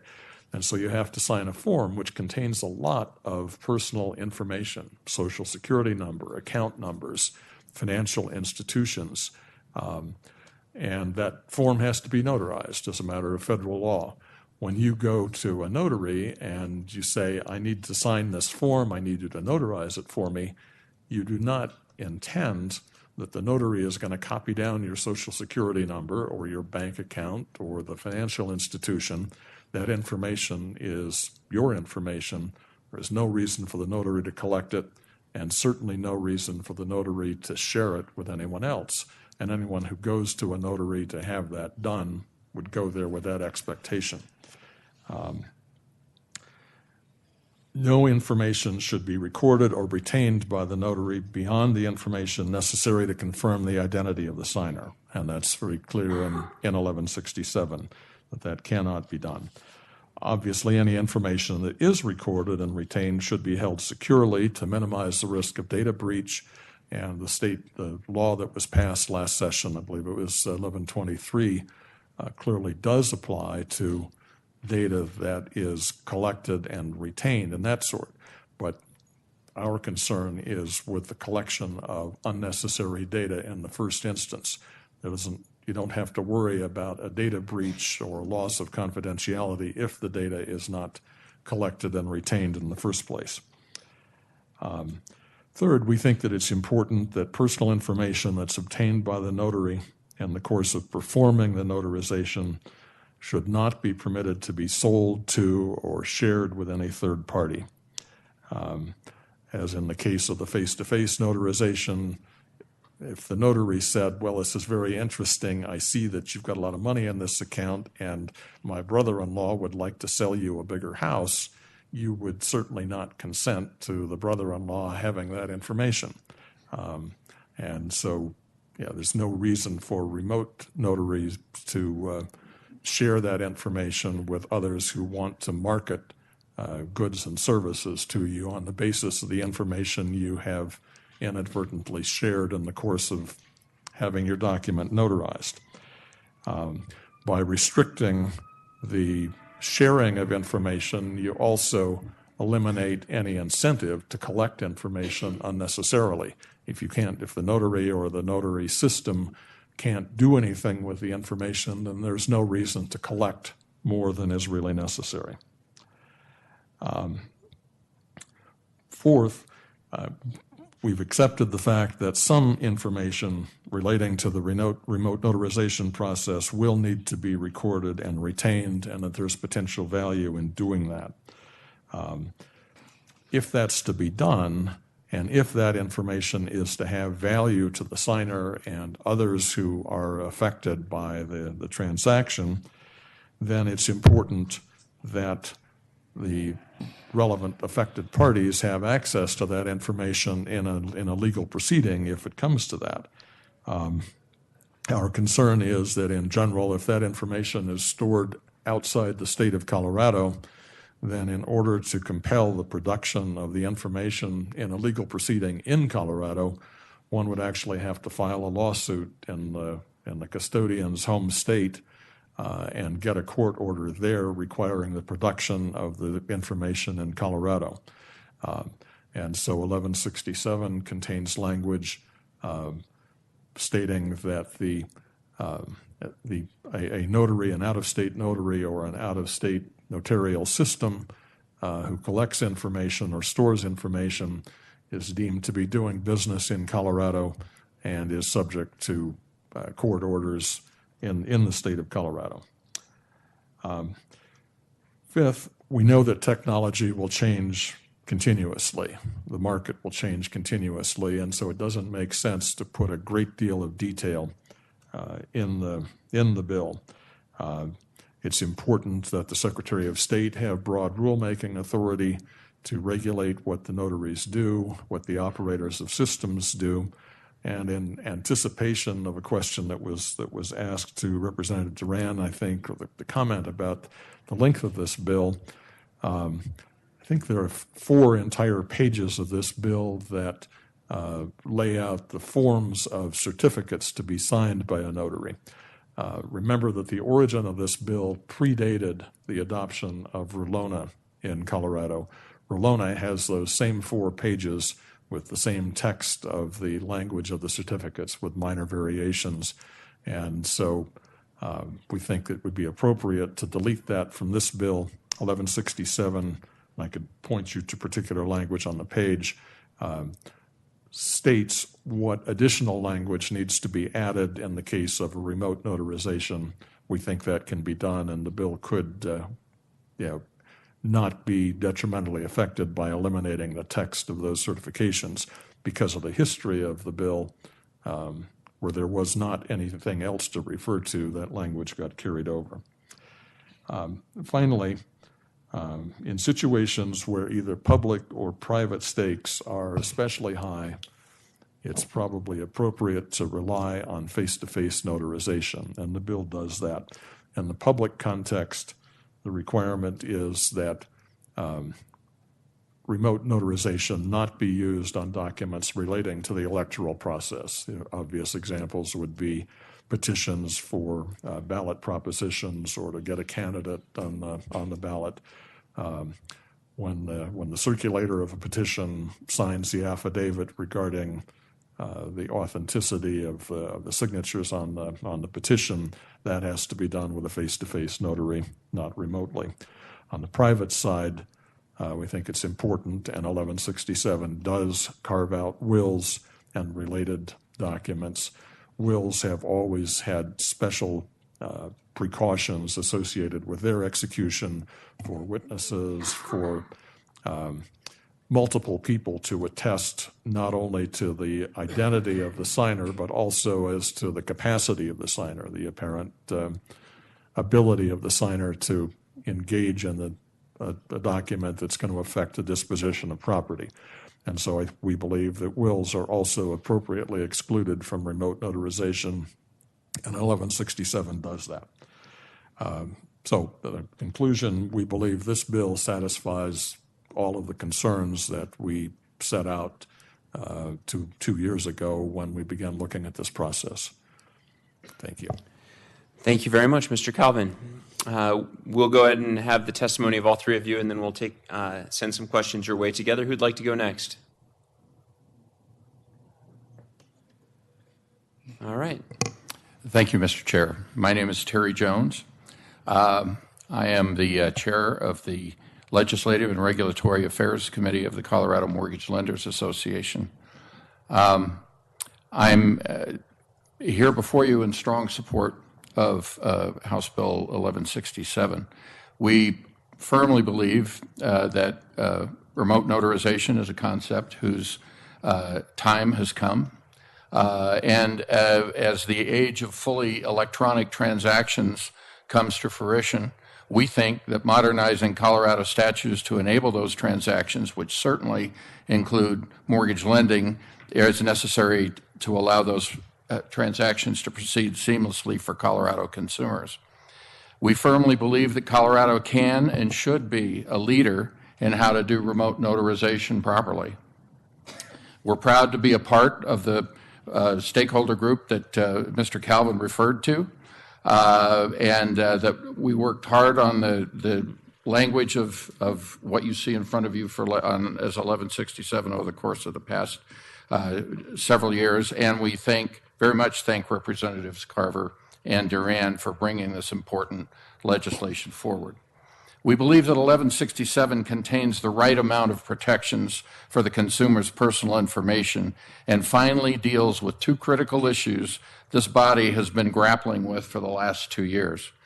First, regarding the collection and use and possible sale of an individual's personal information that would be collected during the Remote Notarial Act, 1167 puts clear restrictions and prohibitions in place to deal with this protection of the consumer's personal data. It's important to note, and the reason that this is important, is that this bill contains a legislative mandate to do, as do all of the other bills that have passed that you will hear referred to today, and I think it's 8, 9, 10 states, something like that. They all require an audio-video recording of the Notarial Act. And that they require that it be created and that it be retained. And that's a new thing for the notarial process. Because the bill mandates the recording and storage of that personal information, we believe the bill must contain restrictions and prohibitions on the use or sale of that personal information. And further, it's critical to limit the recording so that only that information necessary to establish and verify the identity of the individual signing the documents is contained in that recording. In our industry, a mortgage closing transaction coupled with a home purchase transaction is a process that takes somewhere in the vicinity of probably an hour to an hour and a half, perhaps more if there's a lot. And there's a lot of conversations between buyers and sellers. And if a person is attending that closing by virtue of a remote, because one of the parties to the transaction is in a remote location like Afghanistan or could be on a trip or whatever, they're going to want to listen. They're going to want to participate in that entire closing process. Well, the problem with video technology, as many of you are familiar, the process of setting it up and getting it so that everybody can see and communicate is one thing. All you have to do is press the record button, and you will record everything that happens during the course of that conversation, that hour and a half in our industry, hour and a half kind of a transaction. We're concerned, and we absolutely believe that that recording needs to be limited. Certainly, the remote party should be able to participate in all of the conversations that go on, but those should not be recorded. So we strongly believe that limiting the recording, and we believe needs to be limited in statute. It needs to be clear to everybody from the very beginning as to the amount of information that can be recorded and stored in this legislatively required situation. We think that limiting it further protects the consumer's personal information, because there is, in our instance, in our industry's instance, such a vast amount of personal information contained in the documents and in the conversations that occur during a mortgage loan closing. And by limiting the information that's contained to only what's required to establish the person's identity of the remote signer, in the event the database that's thus created is eventually hacked, which you read about Equifax, we read, seems like every other week, about a new database being hacked, that limited information that's in the database, as opposed to all of the personal information, is a very important concept for us. We're confident that in the closing process, this hour and a half process, that we can group, that our industry can group all the documents, and there are in a mortgage loan transaction, there are some 50 documents that will need to be signed. Only 3 or 4, perhaps 5, need to be notarized, and so we're confident that we can group together those documents that do need to be notarized into one section of the closing, so that that recording can, that truncated or short recording of what may be an hour and a half audio-visual session can be created and can be kept and still be limited to only that information necessary for the person's identification. So we believe that the 1167 addresses these critical issues very well, because the database, and we think this is key, because the database is a result of a legislative mandate. We feel it's entirely appropriate and necessary to clearly limit the personal information that it contains and how that information may be used.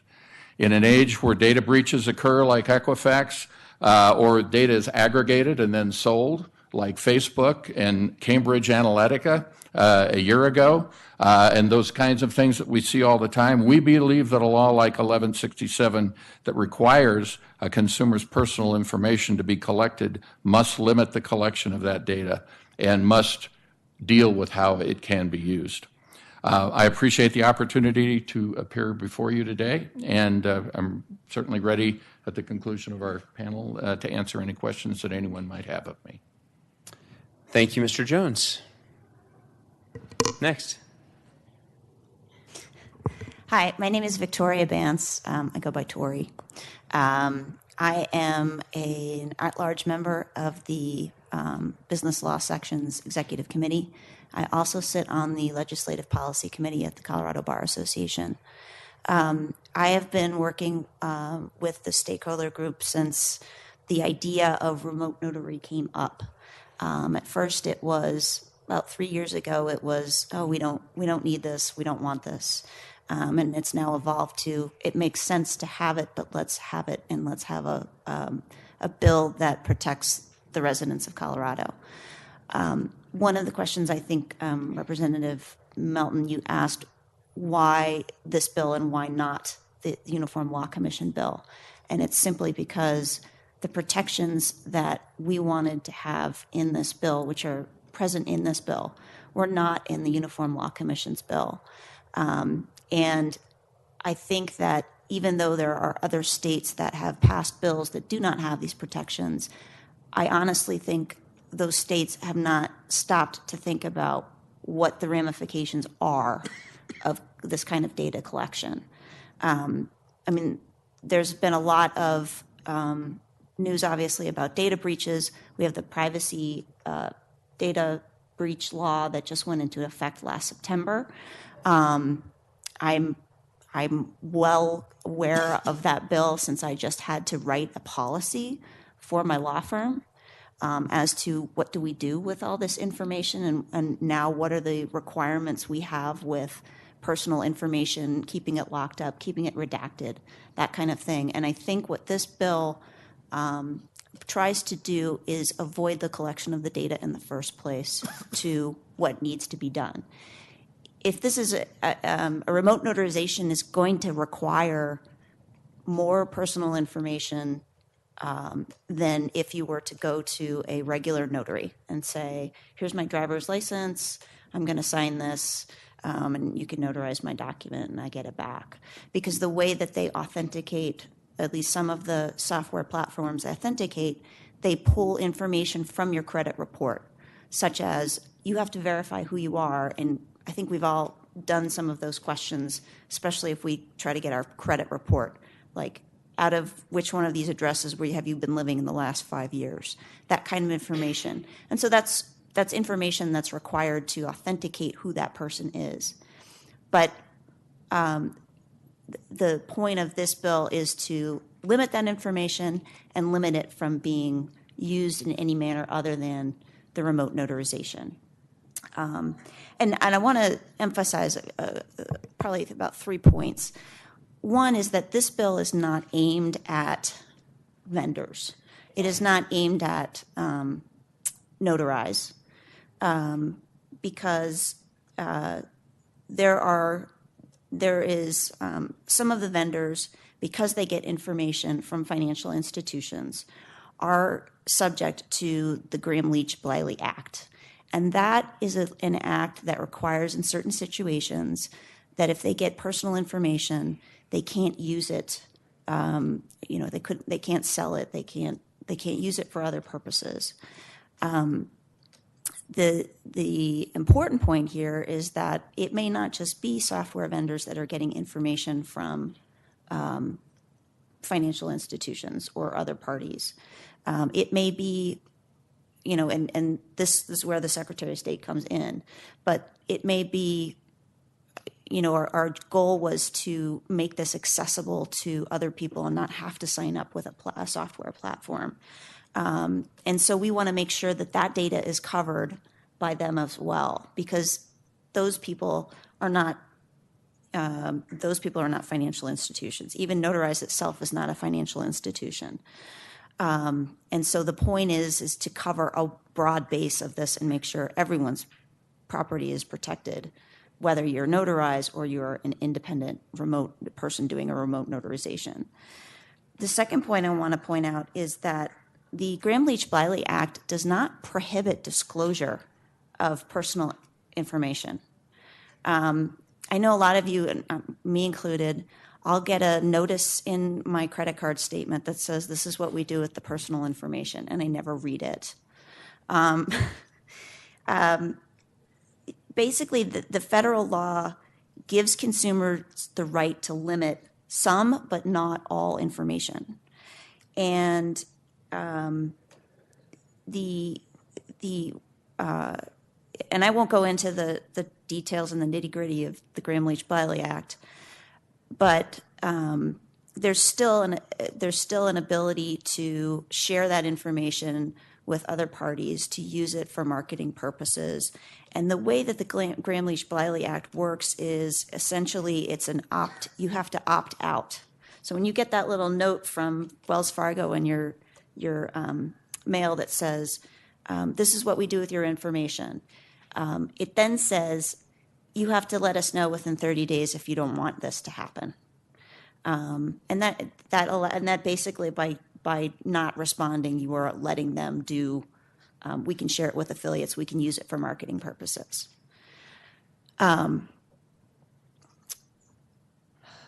The other, and I think the other issue too, is that if you go on to some software platforms, if you want to get this remote notarization done, you have to click a box, terms and conditions. We all have clicked that box and have never read it.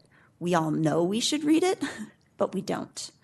And so essentially, if you read the terms and conditions of some software platforms, it requires that you consent to letting them use that information for marketing and data purposes. So instead of a regular notary where I show up to face at a bank or an attorney's office and I say, I need to get this notarized, I don't have to sign anything that says, you're not going to use this for marketing purposes. I don't have to check a box that says, oh, I'm consenting to you using this for marketing purposes. And so we really want to put that on the same playing field with remote notarization. We don't want someone to be required to allow their data to be used for marketing purposes or sale just so they can get that remote notarization. And that I think is really important. The third thing I wanted to point out was that Gramm-Leach-Bliley is a federal act. Like I said, it doesn't prohibit disclosure of all information. And it clearly states that states themselves can have more protective provisions. And Gramm-Leach-Bliley has a lot of exceptions, and there's a lot of loopholes. And I think what we've tried to do with the Colorado Bar Association is really protect the citizens of Colorado. And so this is actually from the relation to state laws. A state statute, regulation, order, or interpretation is not inconsistent with the provisions of this part if the protections such statute, regulation, order, or interpretation affords any consumer greater than the protection provided under this part, meaning Gramm-Leach-Bliley. You'll see if you look at your Wells Fargo notice that there's at least two states, there's Vermont and I think it's Nevada, that have additional information in there because their rules are more protective. I understand the issue of, well, why have so many other states adopted this remote notarization without these protections? And I'll tell you that I think it's because they haven't taken the time to look at this. So with that, I think I'm going to close. Thank you very much, panel. That was very informative. Do we have any questions from the committee? Representative Humphrey. Thank you, Mr. Chair. I guess I'd just like to return to a question I was asking earlier about the definition of personal information on pages 4 and 5 of the bill. In last year's 1128, there was a definition offered. And so I'm just wondering why that's different, and assuming that you guys maybe had a role in that as stakeholders, and what's the significance of the difference there? Who'd like to take that? Mr. Calvin? Happy to do that, Mr. Chair. I think part of the answer is, sorry, my mic was not on. Part of the answer has to do with the history of this bill. The language that's in this bill predated 1128. There was no definition that corresponded at that point. The two definitions are very similar. And if you notice on page 3, lines 20 and 21, the definitions that are set forth in the bill are for purposes of that section. I don't think, this is not saying for purposes of Colorado law generally this is what it means. It is for purposes of this section. Given the history of the development of these two pieces of legislation, I'm sure somebody could sit down and harmonize word for word the definitions. There may be things here that ideally would have gone in 1128, and there may be things in 1128 that ideally would go here. They do cover substantially the same territory, so I think that's the answer, but this definition would not have application outside this particular section of the statute. Representative Humphrey. Thank you, Mr. Chair. Not being an attorney, so a separate definition specifically for audio-video communications. I guess I'm just wondering why that would be necessary if a document, a stored document, is a written document. If a stored document is an audio-video document, why is it important? Why do you have to have a separate definition in order to protect data? In either case, you're going to be storing it. You'd have to treat it with the same protections, it seems to me. So I'm just sort of wondering why you would need to have two separate definitions in statute. Mr. Calvin? Mr. Chair, I guess I would point out that this bill authorized, earlier on page 3, we have a definition of appear personally. And it's a little odd in my mind, but it says appear personally means appear personally or appear by audio-video communication. When you look closely at the definition of audio-video communication, it includes the concept of real-time communication, not something that is separated. The parties must be able to hear and see each other in real time, basically engaging in a conversation rather than an exchange of unidirectional communications. So I think the definition is essential to the concept of meaningful interaction between notary and signer. And without that, then we'd be left with the requirement of appear personally, meaning face-to-face communication. Any further questions for this panel of witnesses? Representative Melton. Thank you, Mr. Chair. And I'm curious about the stakeholding process, and given that this is vastly different than what we've seen in the past, was there any electronic notary companies or people who do this in that process to help write this language? Mr. Calvin? Thank you, Mr. Chair. Representative Melton, the General Counsel of Notarize was a participant, I believe, in all of the meetings of that stakeholder group convened by the Secretary of State, and certainly, participated quite vocally in those proceedings.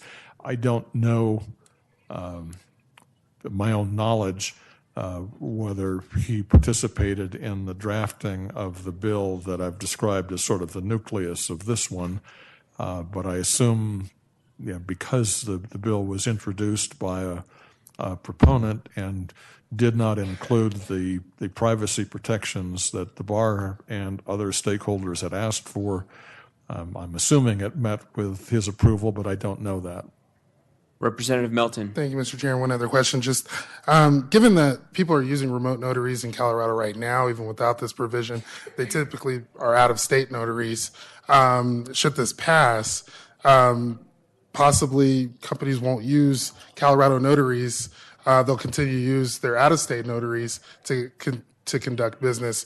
What's to prevent them from doing that, given that we're not quite in alignment with the other states?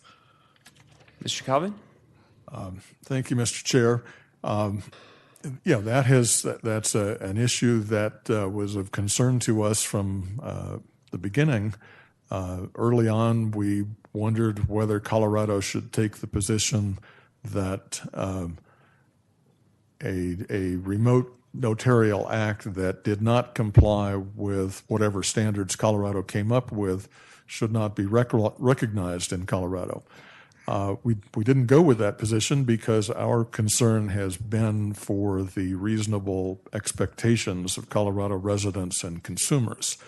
And we know that many documents are notarized in advance of the time when they're actually going to be used, whether it's the power of attorney or whether it's the 401k form that I mentioned. It gets notarized and then it gets used maybe days, maybe weeks or months or years later, when it may be too late to correct that. And so we certainly don't want to have a situation in which the law sets a trap for Colorado residents. We do think that the issues that we have raised in this process have been discussed nationally. We're not involved in states other than Colorado, but I know that last year California considered a remote notary bill and ultimately did not pass it because concerns were raised about the bill as to whether it had adequate consumer protection, data privacy provisions. We know that the Uniform Laws Commission, the drafters indicated they were concerned by the issues that we raised, and they intend to come up with a separate freestanding bill relating to similar issues. I guess my feeling is the positions, the concerns that we've raised have caught on elsewhere. In some ways, Colorado may have been fortunate not to be in the very first wave of people.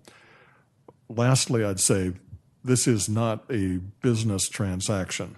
Notaries are agents of the state of Colorado. There are many documents that are required by Colorado law to be notarized, in many cases by Colorado notaries. And so when Colorado passes a law authorizing notaries to do things, it is with the authority and the imprimatur of the state of Colorado. And so regardless of what other states are doing, Colorado ought to take that with the seriousness that it deserves. Seeing no further questions, thank you very much for your testimony. We are going to go ahead and bring up a panel of folks opposing the bill. I have two folks signed up in opposition, Esteban Morin and Michael Chodas.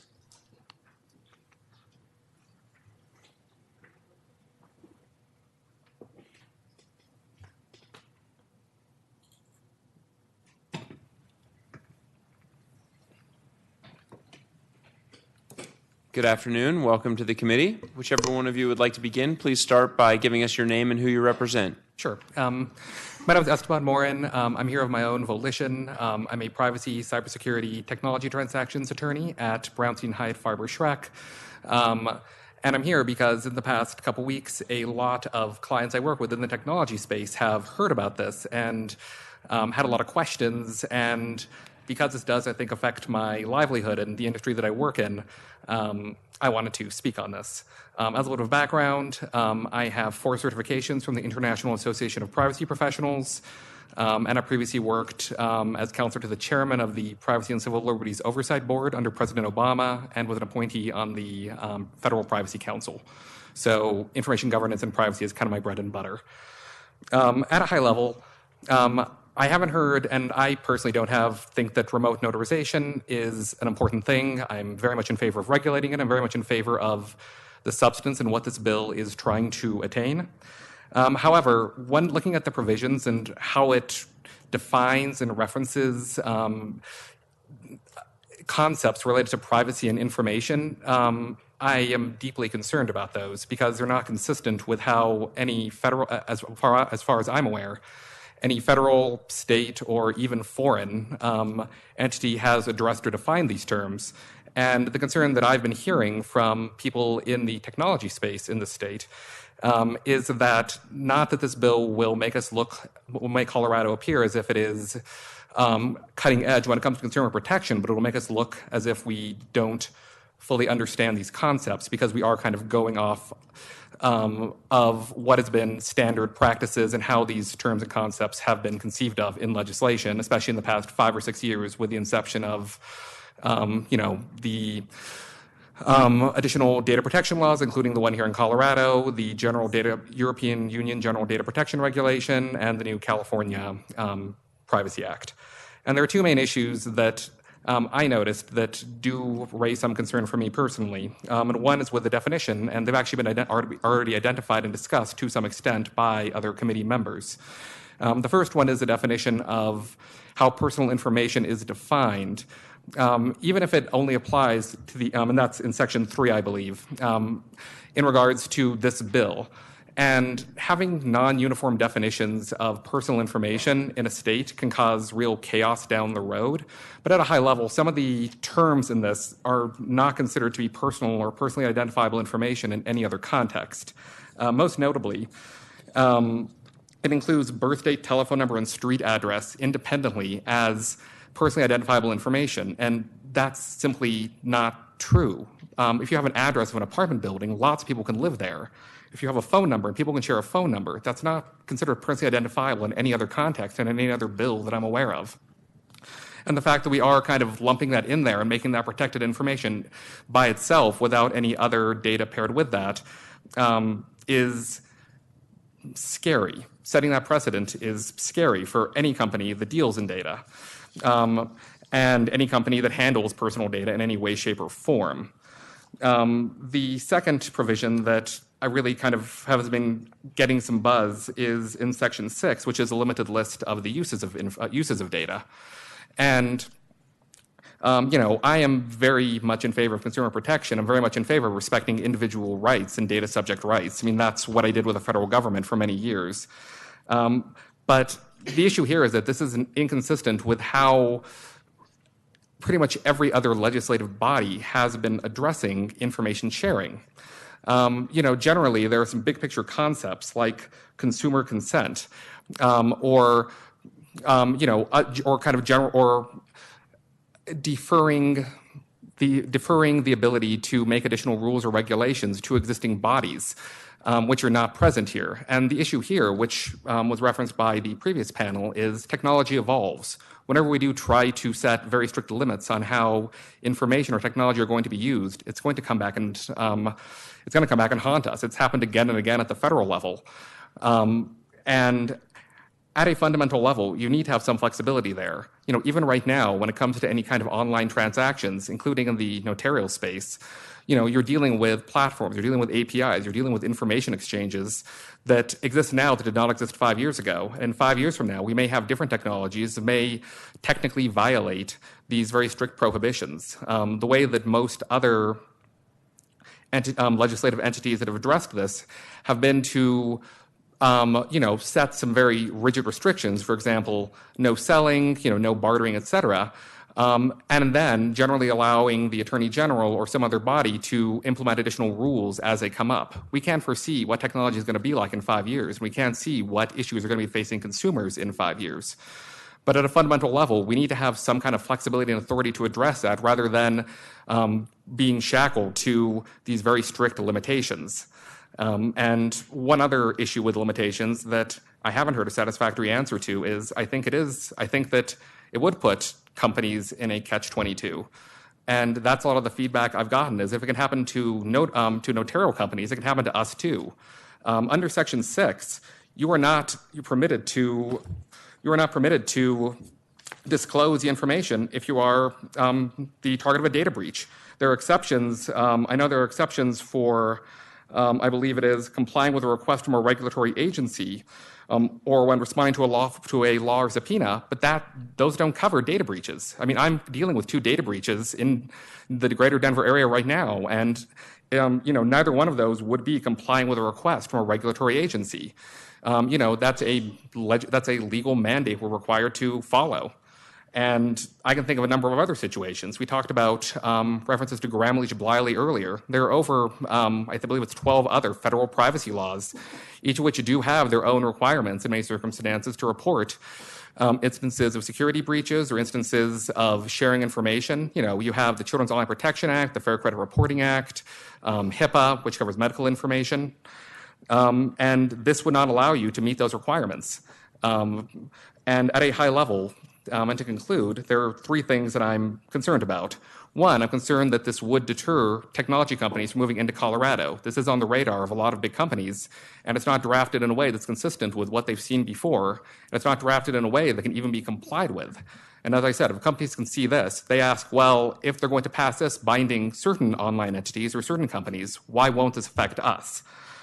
And the second comment is, I believe there was a lot of, and I'm fairly new to this space. This has only entered my radar fairly recently, but I believe there was a lot of stakeholder input from people who are intimately familiar with notarization, with real estate, with other related businesses. But for everybody I've talked to, there's not been any input on people who deal with data privacy as a profession, who deal with the management of personal information, and who deal with consumer protection at the technological level, which is what really is at the heart of this bill.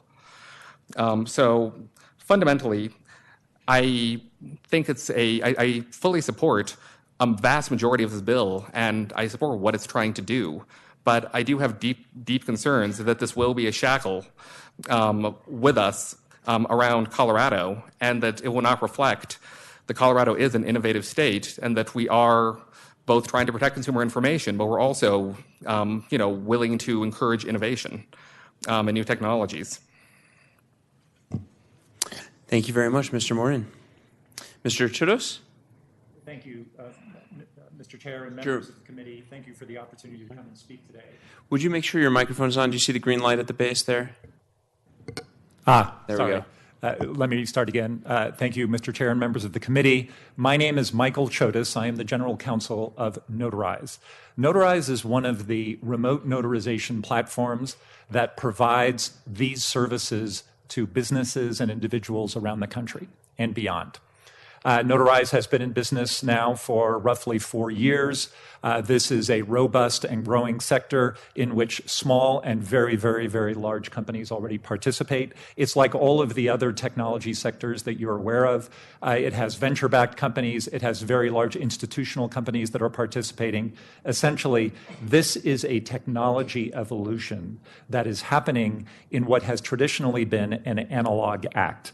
So over the last 20 years, we've all watched the change in commerce from paper-based commerce to electronic commerce. That is true in every aspect of all of our lives. It's true not just in social media, of course, but it's also true in all the transactions that we engage in, all of the purchasing that we engage in, the banking that we do. If anybody in this room or on the committee has refinanced a house or gotten a mortgage or engaged in a purchase and sale recently, you have undoubtedly sought your, researched information online about your loans, maybe even applied online, filled out a number of the documents and e-signed them online, and then ultimately completed the transaction.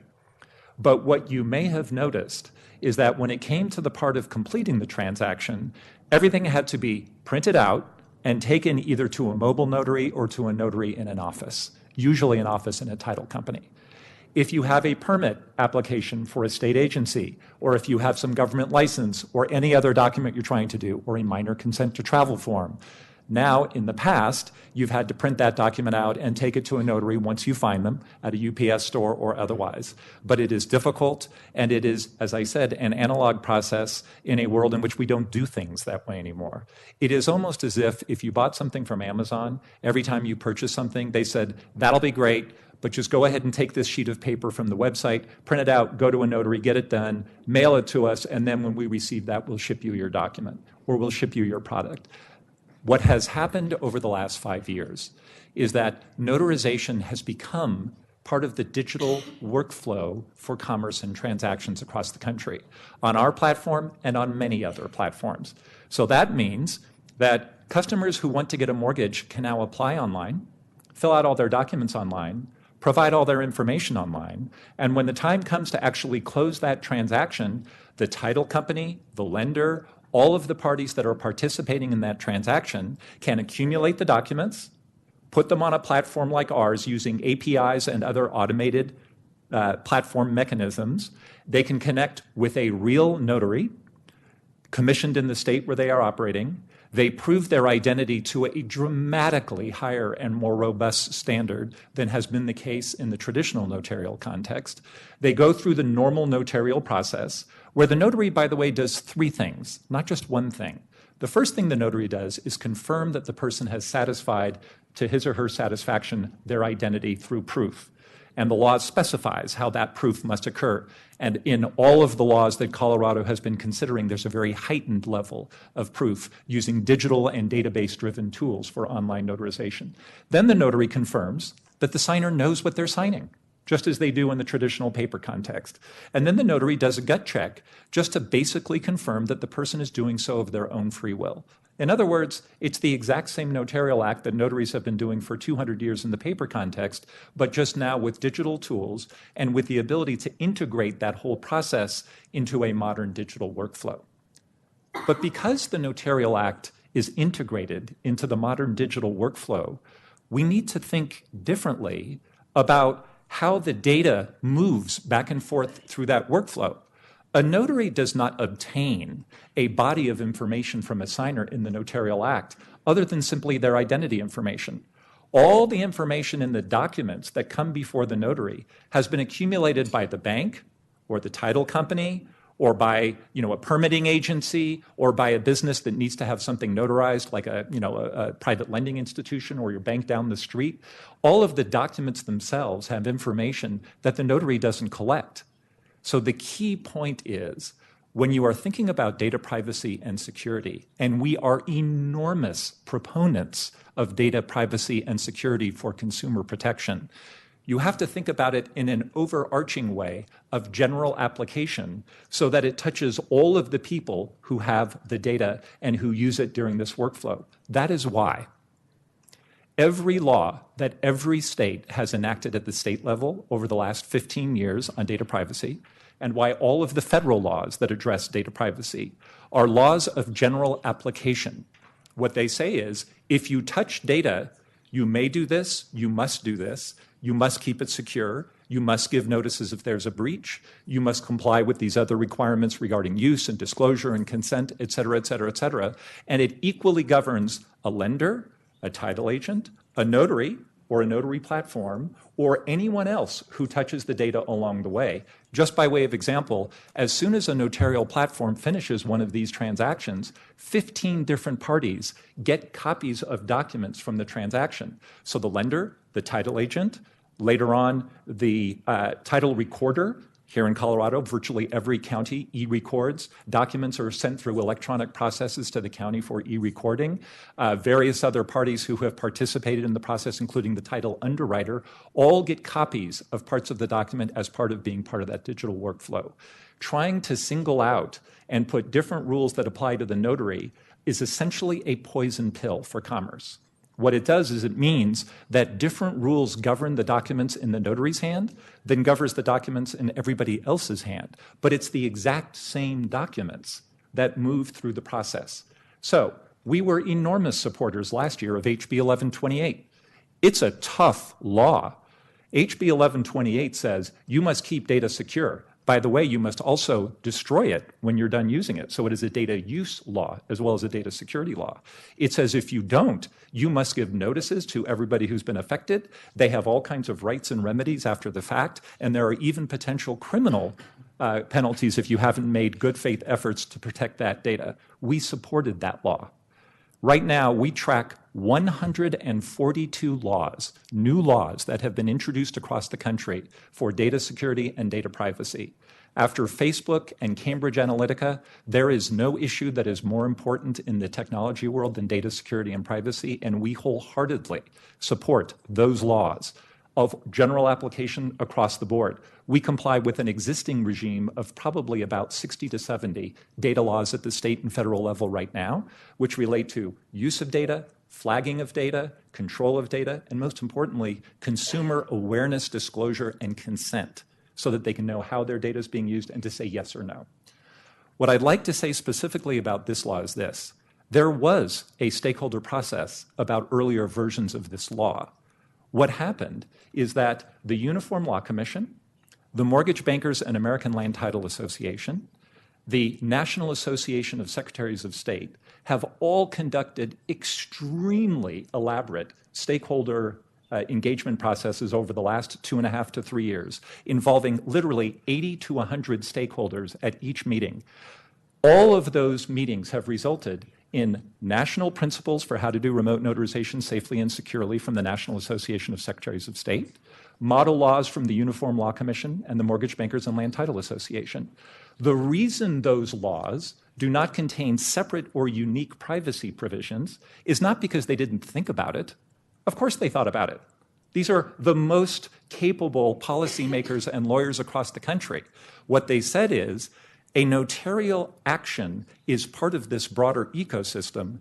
Laws of general application should govern what you do with data, because if you start creating islands of law that are different in each part of the digital ecosystem, then judges are going to make opinions and lawyers are going to have opinions, and you're going to go off in a completely fragmented, non-uniform direction, which makes commerce impossible. That is why what all of them said was not data's not important, it's incredibly important. Let's do what California did, what Colorado did. Let's have laws of general application that govern all use of data. And there are many models out there right now that are extremely robust and which we support that do just that.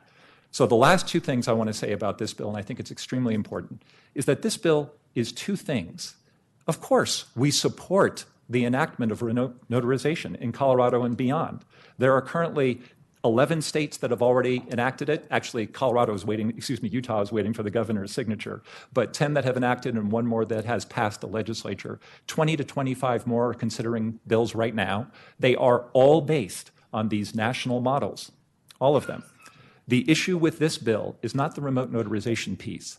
It's that in the data piece, it is both dramatically over-inclusive and under-inclusive at the same time. If you read the definition of a remote notarization platform and of audio-video communication, it basically includes every single website provider, every single website operator, all of the GoDaddies and all of the Googles of the world, every single video provider, so Skype, FaceTime, GoToMeeting, all of them are embraced within this. Every provider of what they call database identity checking, LexisNexis, Experian, all of them are governed by this bill and are swept within the definition of a remote notarization platform or an audio-video communication provider. And then that means they're subject to this, you shall never touch any data that has been used in connection with a notarial act. But as we know, tens of thousands of documents in Colorado are subject to notarial acts because it's all throughout the law of Colorado, as it should be. Notarization is a fundamental assurance of integrity. It should be part of the digital world, just as it has been part of the paper world. But then this law is completely and dramatically under-inclusive. It only applies to a notary. It doesn't govern a title agent, a lender, anybody who is an intermediary, anybody who e-records, or anybody else who is a permitting agency or another business that engages in data. It's just one little teeny tiny piece, nothing else, thus essentially creating an island around remote notarization. I know that we have been accused of being an out-of-state carpetbagger, that we are some kind of evil company that engages in terrible, terrible misconduct, that we strip and sell data. I am here to say we are before the legislature. I want you to know, not only have we never sold a single item of consumer data to any third party, we can't. We are prohibited by law from doing so, and we are required to put our data privacy policy right there on our websites for everybody to see. It doesn't allow it. So that's why I say we already comply with these laws. We're looking forward to complying with laws of general application in Colorado. We think that the most sensible thing to do is to get data privacy experts in the room, to have people who do this all day, every day at the national and state level, convene a stakeholder process, have them come up with a provision on data privacy that links to the other laws that we have right now, including Colorado HB 1128. I mean, it is shocking that this bill, as currently drafted, would literally prohibit a company like ours from making a notification of a data breach that we are legally required to make under HB 1128. It would preclude us from doing so, or we would be in violation of this law. That's nonsensical. This is an opportunity for Colorado to get this right. There are ways to link this into all of the other existing state and federal laws as now exist and as will happen over the future, so that Colorado essentially protects consumer rights, protects consumer data, but does it in a way that continues to make Colorado the technology leader it has always been. Thank you. Thank you. Questions, Representative Williams? Thank you, Mr. Chair. And my question is for Mr. Morin. And, well, I guess the panel could weigh in, but specifically, I want to make clear I understood your testimony. I believe you said essentially that what this bill is trying to do with consumer data protection is not in line with standard legislative models that are currently out there or being proposed. Is that correct? Mr. Morin.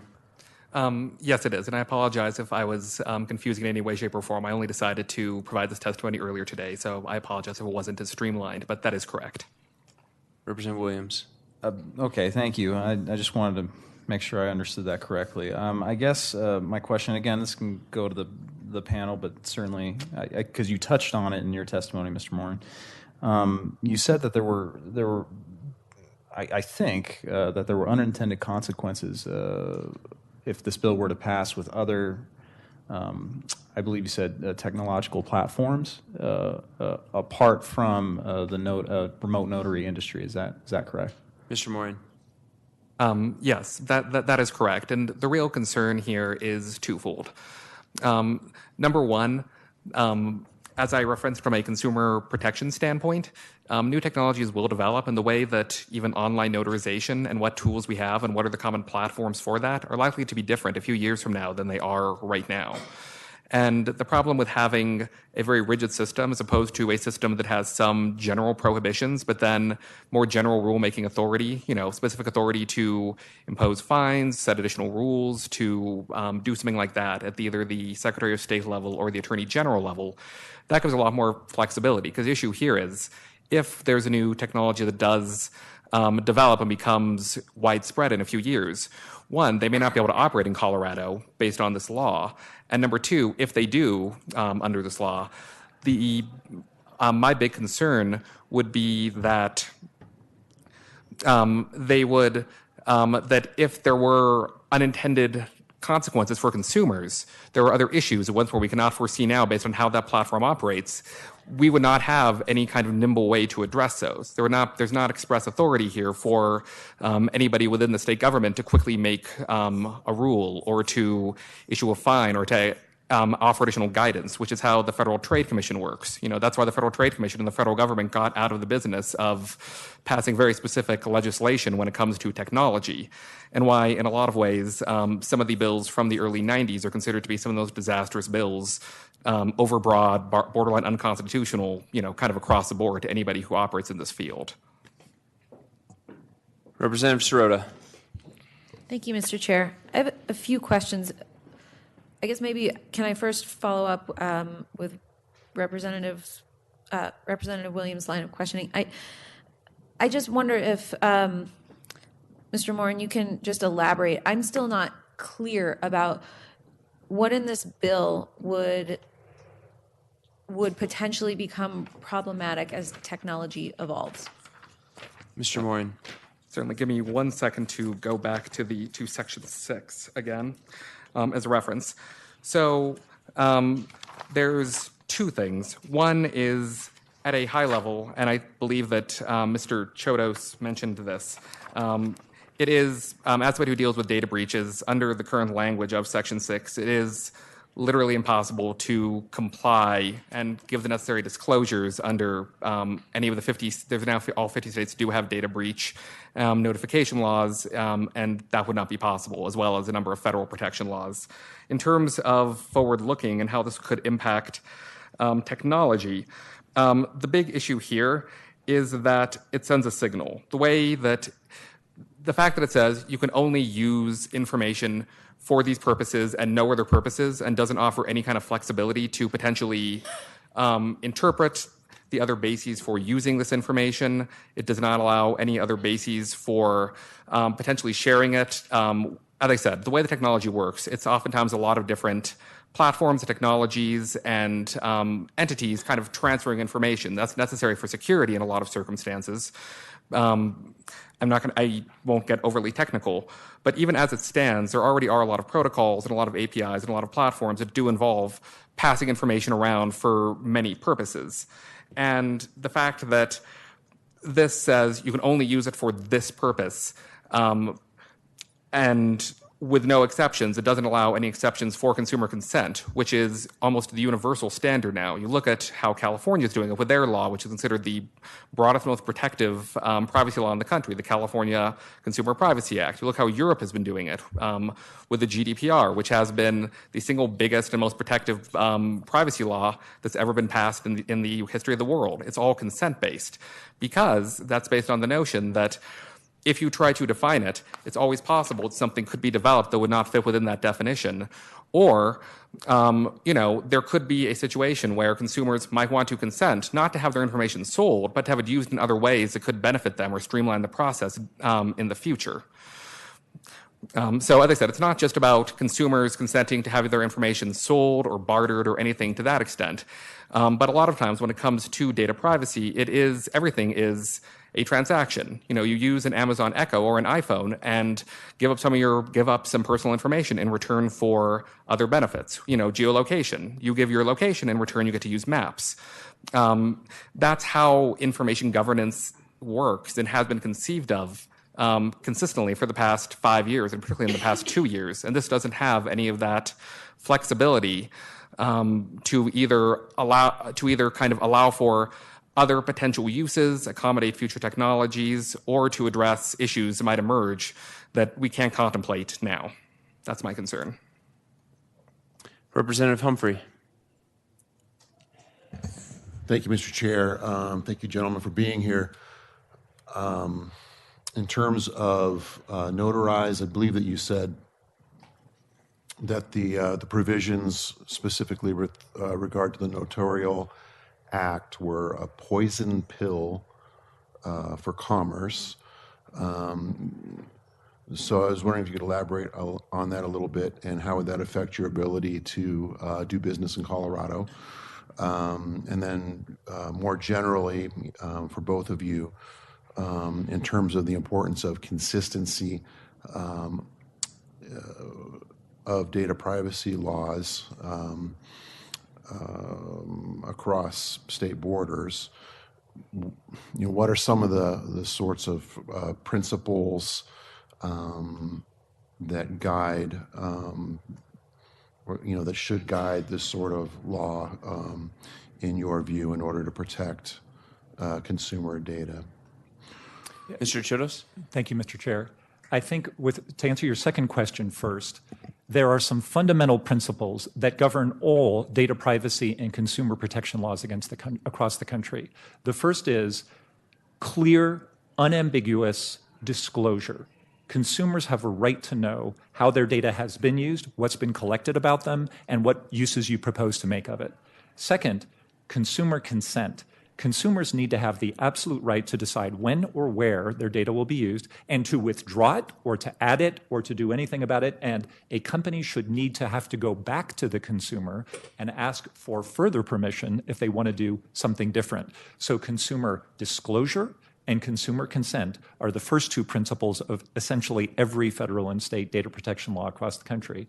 Number three, general application, that they cover anyone who touches data, so that as these processes move forward, consumers can get the benefit of technology without at the same time being constricted by policy, which of course is always going to be a little bit behind the data itself. And I think that is why what you see in every single law across the country is that agencies are appointed who are experts at this to make flexible rules, as Mr. Marin was saying. So it's typically the Attorney General in most states. In different states, there might be a separate agency, but it's typically the Attorney General that develops the expertise as part of their broader consumer protection portfolio to act as the entity that comes up with laws that kind of keep up with technology so the legislature doesn't have to constantly change the law. So that's the first thing.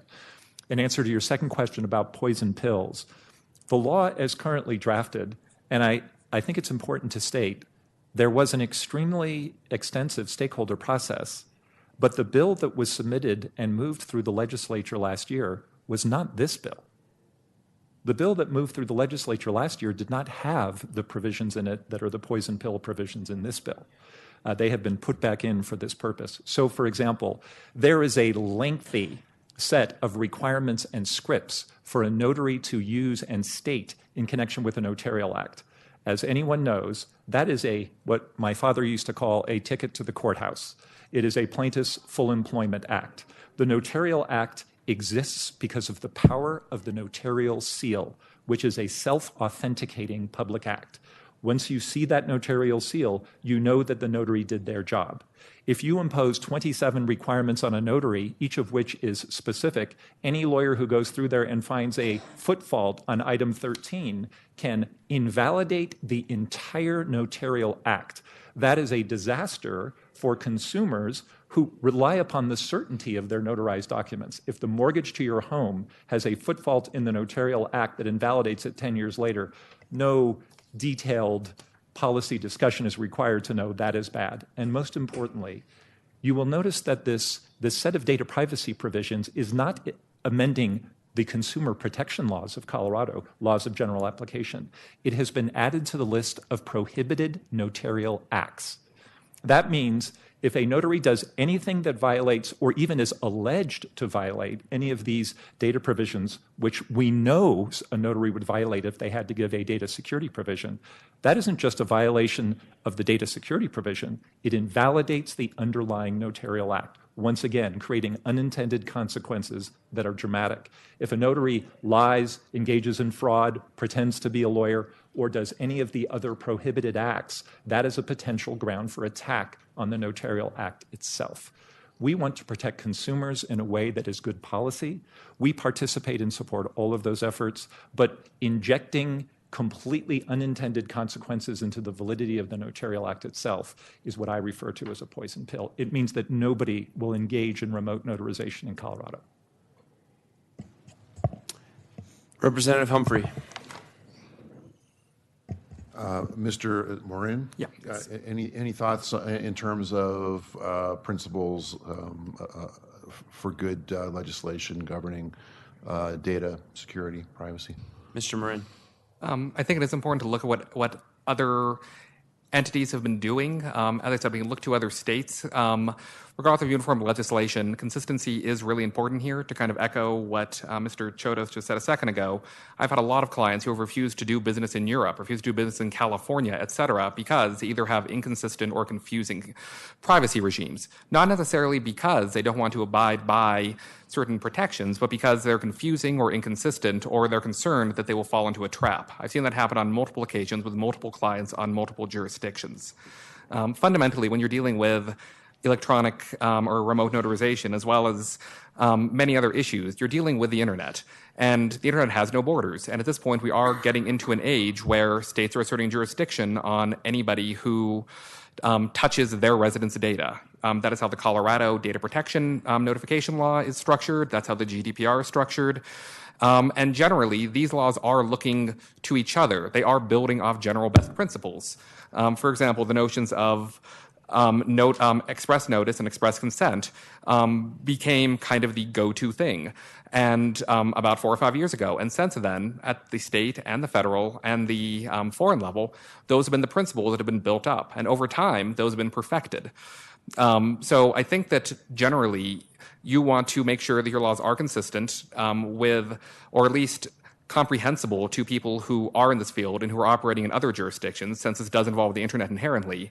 And number two, I think it's important to look at the core principles that have been developed and have proved workable and have not stifled innovation and have not caused undue burden to companies that deal with extensive amounts of personal data and build on those concepts. We made a lot of progress, and reinventing the wheel at this point seems very counterintuitive.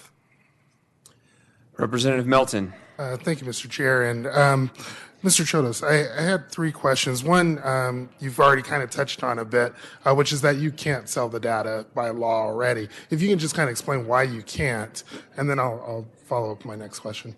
Mr. Chodos. Thank you, Mr. Chair. There is already, as Mr. Marin said, a vast superstructure of existing federal and state laws that govern what we do as somebody who touches consumer data. So just to use the example that was talked about earlier today, the Gramm-Leach-Bliley Act, we are not a lender governed by the Gramm-Leach-Bliley Act. We are what is referred to as a service provider that provides work to lenders that are governed under the Gramm-Leach-Bliley Act. We are not allowed to take data that we receive in connection with any financial institution and strip it, resell it, sell it to a data broker, or anything of that nature. There are numerous exceptions under the law that are built into all modern privacy policies. We can use the data to comply with other laws, to give notices that are required under law, to enforce a transaction, things of that nature, but stripping it and selling it to a data broker, never. Now, everybody in this room has heard about the stripping and selling of data by companies like Facebook. And what you need to know is that social media, for years and years and years, has been unregulated in the way that notaries and transaction platforms and financial services companies have been heavily regulated. So we operate under a regime that's been regulated for years. They have not. But boy, are they being regulated now, and our state's moving forward. For what it is worth, the CEO of our company, Pat Kinsell, was the signer of the world's first, back in 2007, Bill of Rights for consumers regarding use and control of their data in the social context on social media sites. So we have been at the forefront of these issues of protection of data for many, many, many years. We welcome and applaud bringing the social media sites into the regime of consumer protection, but we have been in that regime for years already. Representative Melton. Thank you, Mr. Chair, and I'll combine the other two. And that's just, you talked about the stakeholder process and how it's gone over the last few years. When did you become aware of the language in this bill? And then we had heard from, I forgot who it was, Mr. Jones from, I forgot if it was Titles or one of the previous mortgage lenders. He had discussed with the video, it's not necessary to record the entire hour and a half, that they can consolidate the items that need to be notarized, all together. How would the video section be problematic then, if that was the case? Mr. Chodos. As Mr. Marin said, technology moves extremely quickly. Now, in a modern mortgage closing, including one that uses remote notarization to close the transaction, signers have the opportunity, once all of the documents from the lender and the title company are loaded up onto the platform, they have the opportunity to review, scan over, ask questions about, talk to their lender about those documents for 3 days before the transaction. Study after study after study shows that consumers read their documents more thoroughly when they can easily access them online. So after that happens, they can e-sign all of the documents that don't require notarization before they even go into the notarial meeting. So the notarial meeting focuses on the notarial acts. But as I said, the notarial act is more than just identify yourself. It's, do you know what you're signing? With respect to each document, it's, we confirm that you are who you are. Maybe I need to put you under oath for that particular document. Do you know what document this is and what you're signing? And are you signing it of your own free will? The notary performs that act again and again and again as they go through each of the 15, 12, 30, 20, whatever the number of documents is that has to be notarized. We have literally tens upon tens upon tens of thousands of meetings in which we have done that. The recordings are made of all of those. The title companies and others have participated. We have never had one single complaint about anybody being improperly recorded on a notarial session. The notary does exactly what you expect. They record what's required under law. That's it. Representative Melton? Thank you, Mr. Chair. And then my first question was just about the stakeholder process and when you became aware of this language compared to the Uniform Law Commission language. Mr. Chodos. Thank you, Mr. Chair. We were aware that the Uniform Law Commission was moving the Uniform Law Commission approved remote notarization bill, this year. We attended meetings with the Uniform Law Commission where they voted to go ahead and do that, and that was what was introduced in the Senate some number of weeks ago, as I understand.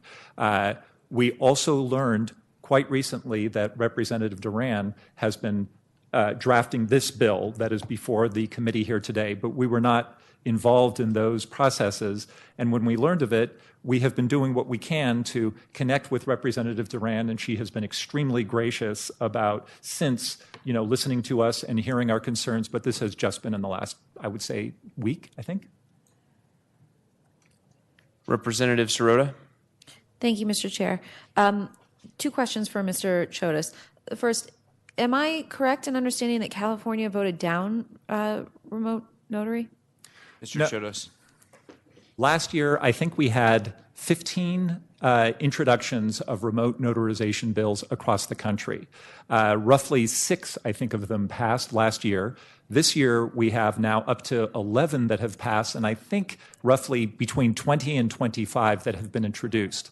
California did not vote down remote notarization because of a lack of privacy protection, because California, while the remote notarization bill was moving forward, passed California AB 375, the single most comprehensive consumer data protection law in the entire country, even more protective than the GDPR. So California believes that it has taken the overarching law of general principle approach to consumer privacy. So that was not the issue. The issue was that the Secretary of State wanted to continue to study the technical issues, how to regulate remote notarization, to go through a bunch of processes. And frankly, they just said, and they were quite explicit about it, they said, we're dealing with an upcoming election in California and issues of cybersecurity, and frankly, we don't want to think about this till next year. That's how legislation always works. There are reasons why the agencies or others want to think about it more until the following year. That's what occurred. Representative Sirota. Thank you, Mr. Chair. My other question for you, Mr. Chodos, is I just wanted you to sort of walk through what is your company's policy on sharing data with affiliates, sharing. Mr. Chodos. Thank you, Mr. Chair. Our company does not share data with anyone for any purpose other than doing what we do to complete the transactions, comply with law, and the other things in our data privacy policy. So if you read our data privacy policy, what it says is, these are the things we do with your data. And it's exactly what we've been discussing. We use it for all of those purposes. And when the law permits, and when our contracts with banks and others permit, and that is a very, very large condition, we reserve one additional right, which is the right to go back to our prior customers and say, we hope you enjoyed your experience with Notarize. Can we serve you again or do anything else for you? Like every other business on the planet, we reserve no right to sell to any third party and never have. So there's a provision in our privacy policy that says we sometimes have to set up affiliates like Notarize LLC, which we have set up in Virginia, for various legal rules. But any data we share with our affiliate is governed by the exact same rules, limitations, and requirements of the data when we get it in our hands. So the fact that we have a legal affiliate changes nothing about our obligations and limitations about what we may do with that data. Representative Williams. Thank you, Mr. Chair, and my question is for Mr. Chodos. I just want to make sure I understand this clearly. If this bill were to pass as written, Notarize will be unable to do remote notarization here in Colorado, number one. Number two, I also believe I heard you say that effectively there will be no other remote notarization companies that will be able to perform their business in Colorado due to the data privacy provisions in this bill. Is that right? Mr. Chodos. Thank you, Mr. Chair. That is what I believe. You can imagine we very much want to create jobs in Colorado and serve the residents of Colorado using Colorado notaries. We have one employee in Colorado now. We have many customers in Colorado who contact us constantly wanting to have us do business in Colorado and use their notaries. We are desperately in favor of coming up with a safe and secure model for protecting consumers and enabling remote notarization in Colorado. We believe that this particular set of data provisions actually undermines the ability to do that rather than serving that. But we believe that folks like Mr. Marin and the other data privacy experts that are in Colorado, of which there are many, can all put their heads together and come up with a way to do this which works, and we will comply with it. And then we would love, dearly love, to do business in Colorado. But if this bill passes in its current form, we do not believe that any remote notarization platform in Colorado can do business or that others can do business with them because of the restrictions that will now be placed on the data and the inability to comply with other law, including HB 1128, GLBA, and all of the others. Representative Williams. Thank you, Mr. Chair. Mr. Chodas, I did want to piggyback off previous questions about the selling of data to third parties. During your testimony, you said it multiple times that your company does not engage in that sort of practice. But certainly through the lobbying efforts of this bill prior to committee hearing, I've been hearing sort of the opposite, that there is sharing, there is selling going on. I guess I'd like to know, from your perspective, why is this coming up? Why is it that some are saying that your company is engaging in this activity when you're telling us right here that you're not? Mr. Chodos. Thank you, Mr. Chair. It is in many ways the most wonderful question of all today. I have literally no idea. So we have done tens of thousands of transactions. We have a 4.97 rating on the App Store. You can go see that website called Trustpilot, where people do reviews of technology companies like ours. We don't control any of that. We have 5-star ratings on that platform. Our notaries get glowing reviews from the people who come and use them for their transactions. We are a venture-backed company. We raise our money from venture capitalists who have meticulously gone through our business plan. We have Polaris Fund, Founders Fund, Fifth Wall Ventures, Lennar, one of the largest home builders in the country, Redfin, TRG, and the Realogy Group. All of them have invested in Notarize. The National Association of Realtors, through its fund, has invested in Notarize because they think that we are going to help, we and other companies like us are going to revolutionize the way real estate transactions are done in the next 10 years across the country.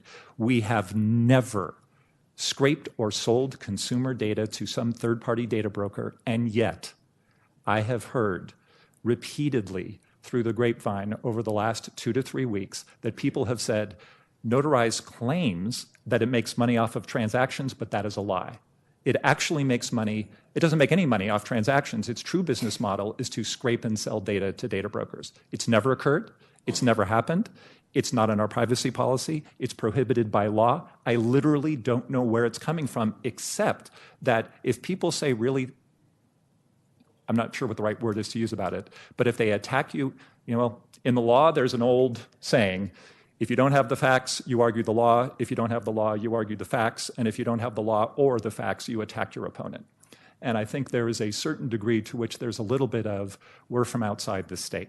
I will say, my son is a nurse at Children's Hospital in the NICU, the neonatal ICU, 20 minutes that way. We have employees here in Colorado.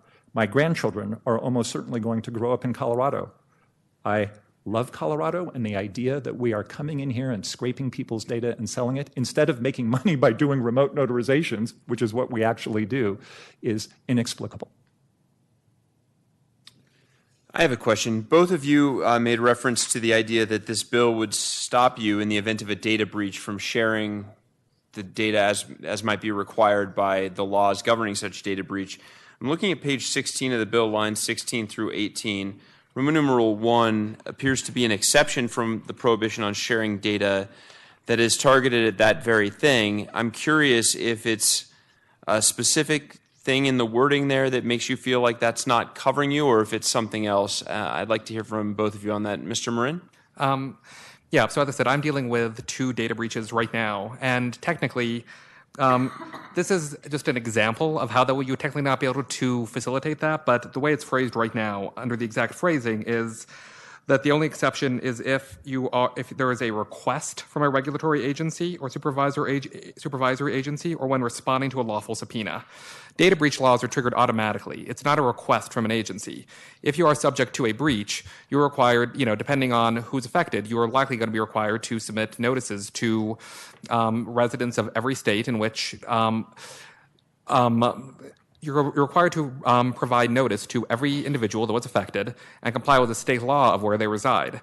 And getting back to what we were speaking about earlier, that is why these laws have to be comprehensible, because whether you're a data protection lawyer in Colorado or New York or Arkansas, you have to know the laws of other states. And if there's one state that does have a law that is inconsistent or confusing, it does cause a lot of concern. It does cause you to encourage entities to restrict residents of that state from using your product or service, and it does cause you to encourage clients to not operate in that state. So to answer your question, I apologize for the tangent.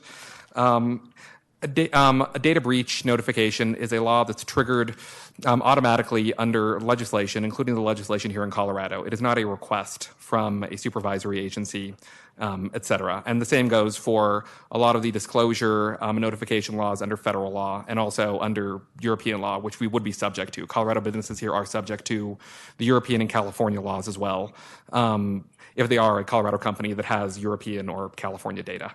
Mr. Chodos? Yes, Mr. Chair.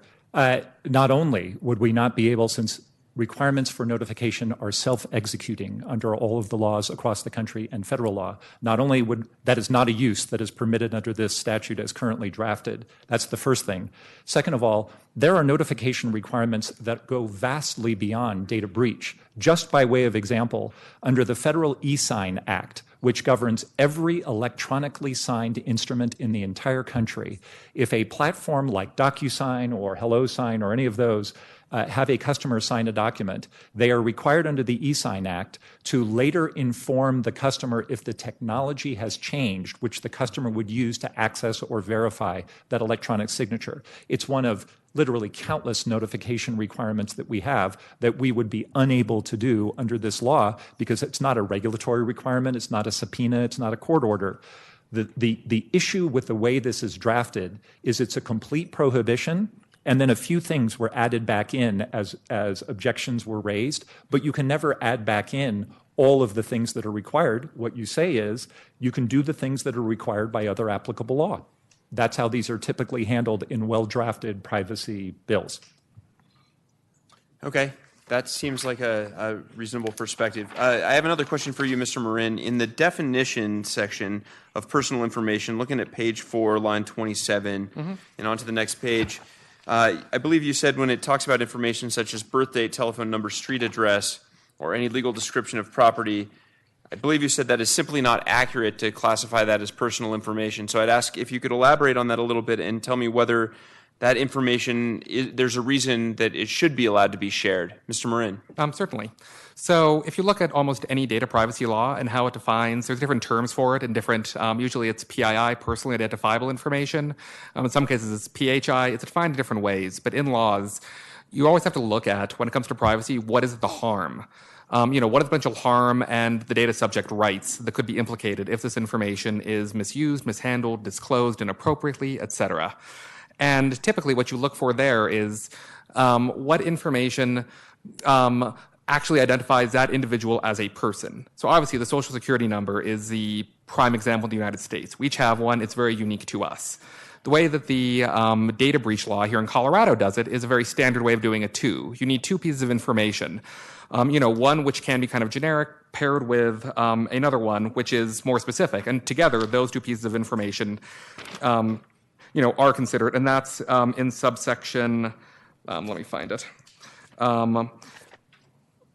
I believe that concept is reflected to some extent in the current law under subsection A, where you see that that is how the data breach notification law does it, and that's how most, depending on the context, a lot of other statutes do it. However, when you're dealing with information that by itself does not actually identify an individual, they're not actually harmed by that. So if you just say, I live in an apartment building on Spear Boulevard, hundreds of other people live there too. If you just have my address with no other information, that's not going to do me any harm if that piece of information alone is out there. Okay, so you say 295 East Spear Boulevard. That information by itself does not implicate me as an individual or, any of the other hundreds of individuals who live there.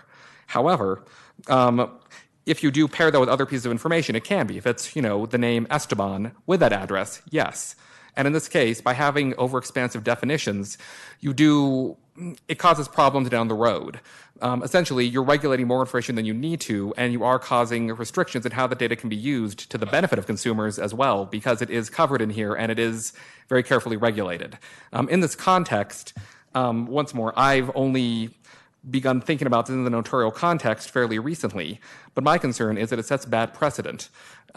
If I looked at another state's laws and I saw that definition, or I saw a definition that was inconsistent with anything I'd seen before, or that could have these unintended consequences, even if it is limited to a very narrow industry like notarization, I would have concerns about whether that state understands technology, about whether, my company down the road, if something like this could be put into place, it could affect me. And that is, fundamentally why I'm here, is about the concerns about what this says about Colorado's position towards information privacy, about technology, and about a plethora of other issues. Thank you, Mr. Marin. And on that note, I understand your point about how if some of this information was paired with other information, that would be personally identifiable. Nonetheless, if we excluded information like telephone numbers from this bill, wouldn't it be possible then for a company to sell a list of telephone numbers to a vendor who is seeking to call through folks offering some sort of service? I think there's ways you can break that out. You can have different definitions. You could have personally identifiable information and other personal information. There's lots of models you can use to actually, avoid unintended consequences. My concern here is that you don't have that breakdown. For example, the European Union has two sets of information. They have personal information and sensitive personal information, which do have different treatments and different categorizations. But by lumping everything together here under a term that, by intermingling these concepts, it's very, I haven't seen anything quite like this before, and it's concerning. So I think there are ways of addressing that and those issues. You would run into prohibitions under the TCPA and other federal legislation that does, and the Can Spam Act, which do limit, how you can sell information, how you can send commercial messages, how you can exchange this information. But you can build in those protections. I would just much prefer to see it done in a more explicit manner that targets a specific harm to be prevented rather than through what I consider to be overbroad definitions. Thank you. Any further questions for these witnesses? Seeing none, we appreciate your time. Thank you. All right, we had a couple other witnesses signed up. It looks like Michael Neal had to leave. So I think we will bring up the next panel, including Diane Evans, Liz Peets, and Letty Maxfield.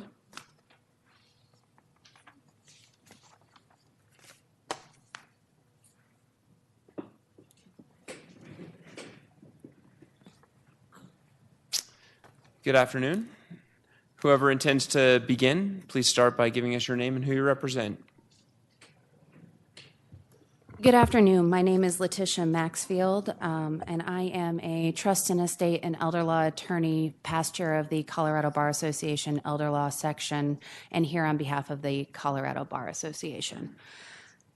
We've heard a lot today, and I would like to respond specifically to some of the things that the opponents of this bill have discussed.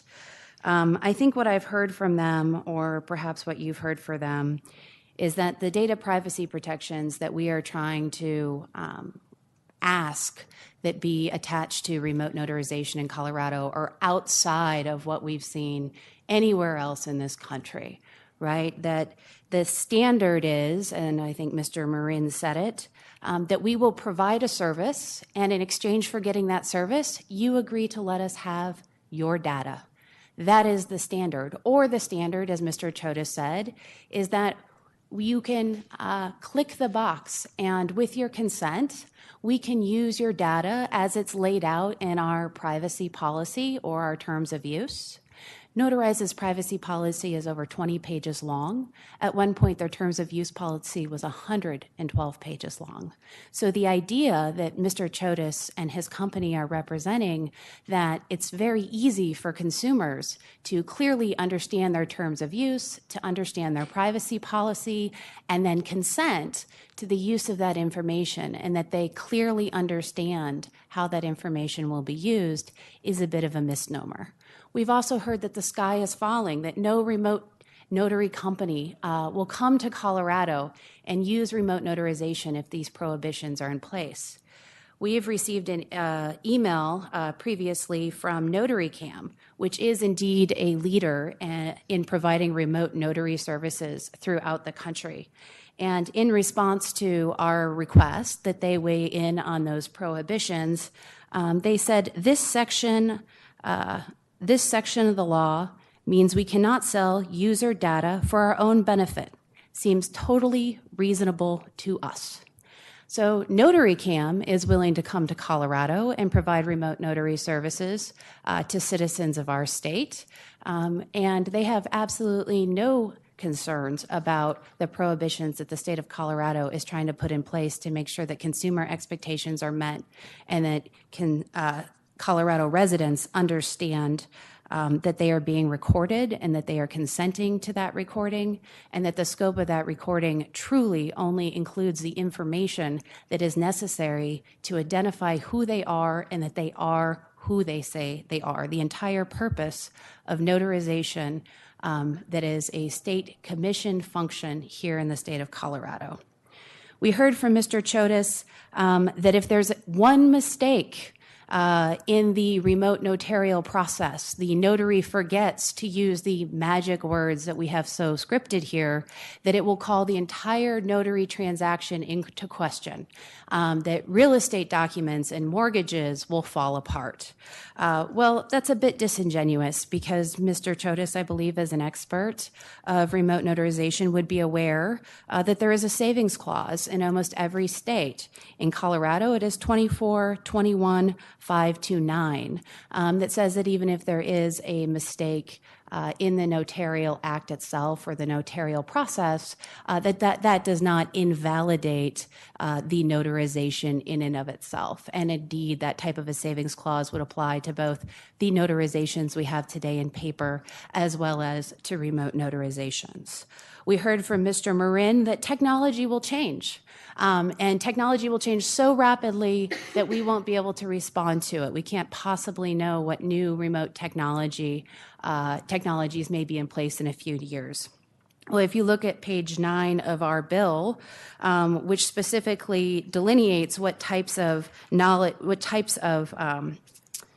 authentications can be used to make sure that the person signing the document is who they say they are. Again, the sole purpose of notarization. It's very clear that any other method that complies with the rules adopted by the Secretary of State is permissible for purposes of authenticating that individual's identity. We've built into the bill a very simple process where the Colorado Secretary of State can adopt broader rules that will allow for, as technology changes, those remote notary systems to continue to be updated. I further want to point out there's been a lot said today here about the process of the Uniform Law Commission in adopting the 2018 amendments that allowed remote notarization to RULONA. Specifically, this is directly from a document prepared by the Uniform Law Commission when addressing the amendments that were passed earlier this year. This amendment was prepared in response to a rapidly emerging trend among the states to authorize the performance of notarial acts by means of audiovisual technology. The ability of notary publics to perform notarial acts by audiovisual technology is being promoted by the American Land Title Association and the Mortgage Bankers Association.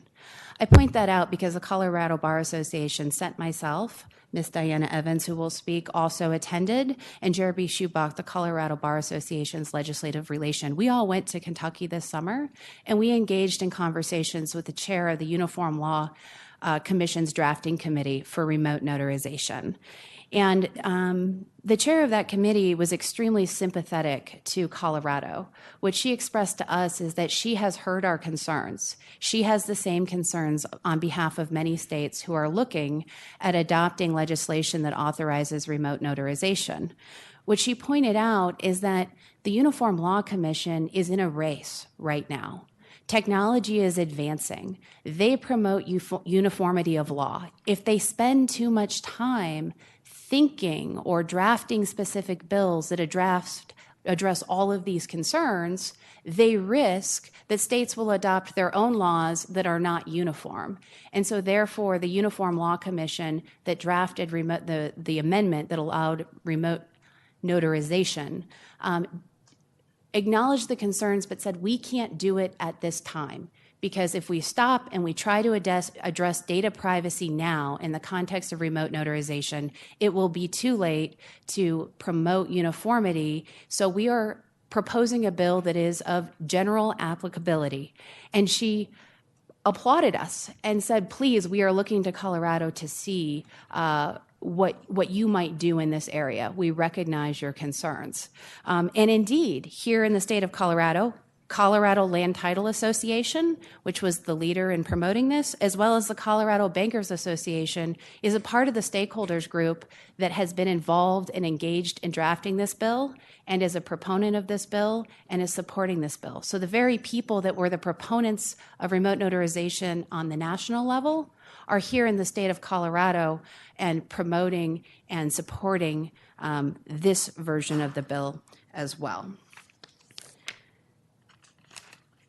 Just give me a second, if you please. I would just want to make sure that there's nothing else specifically at the moment.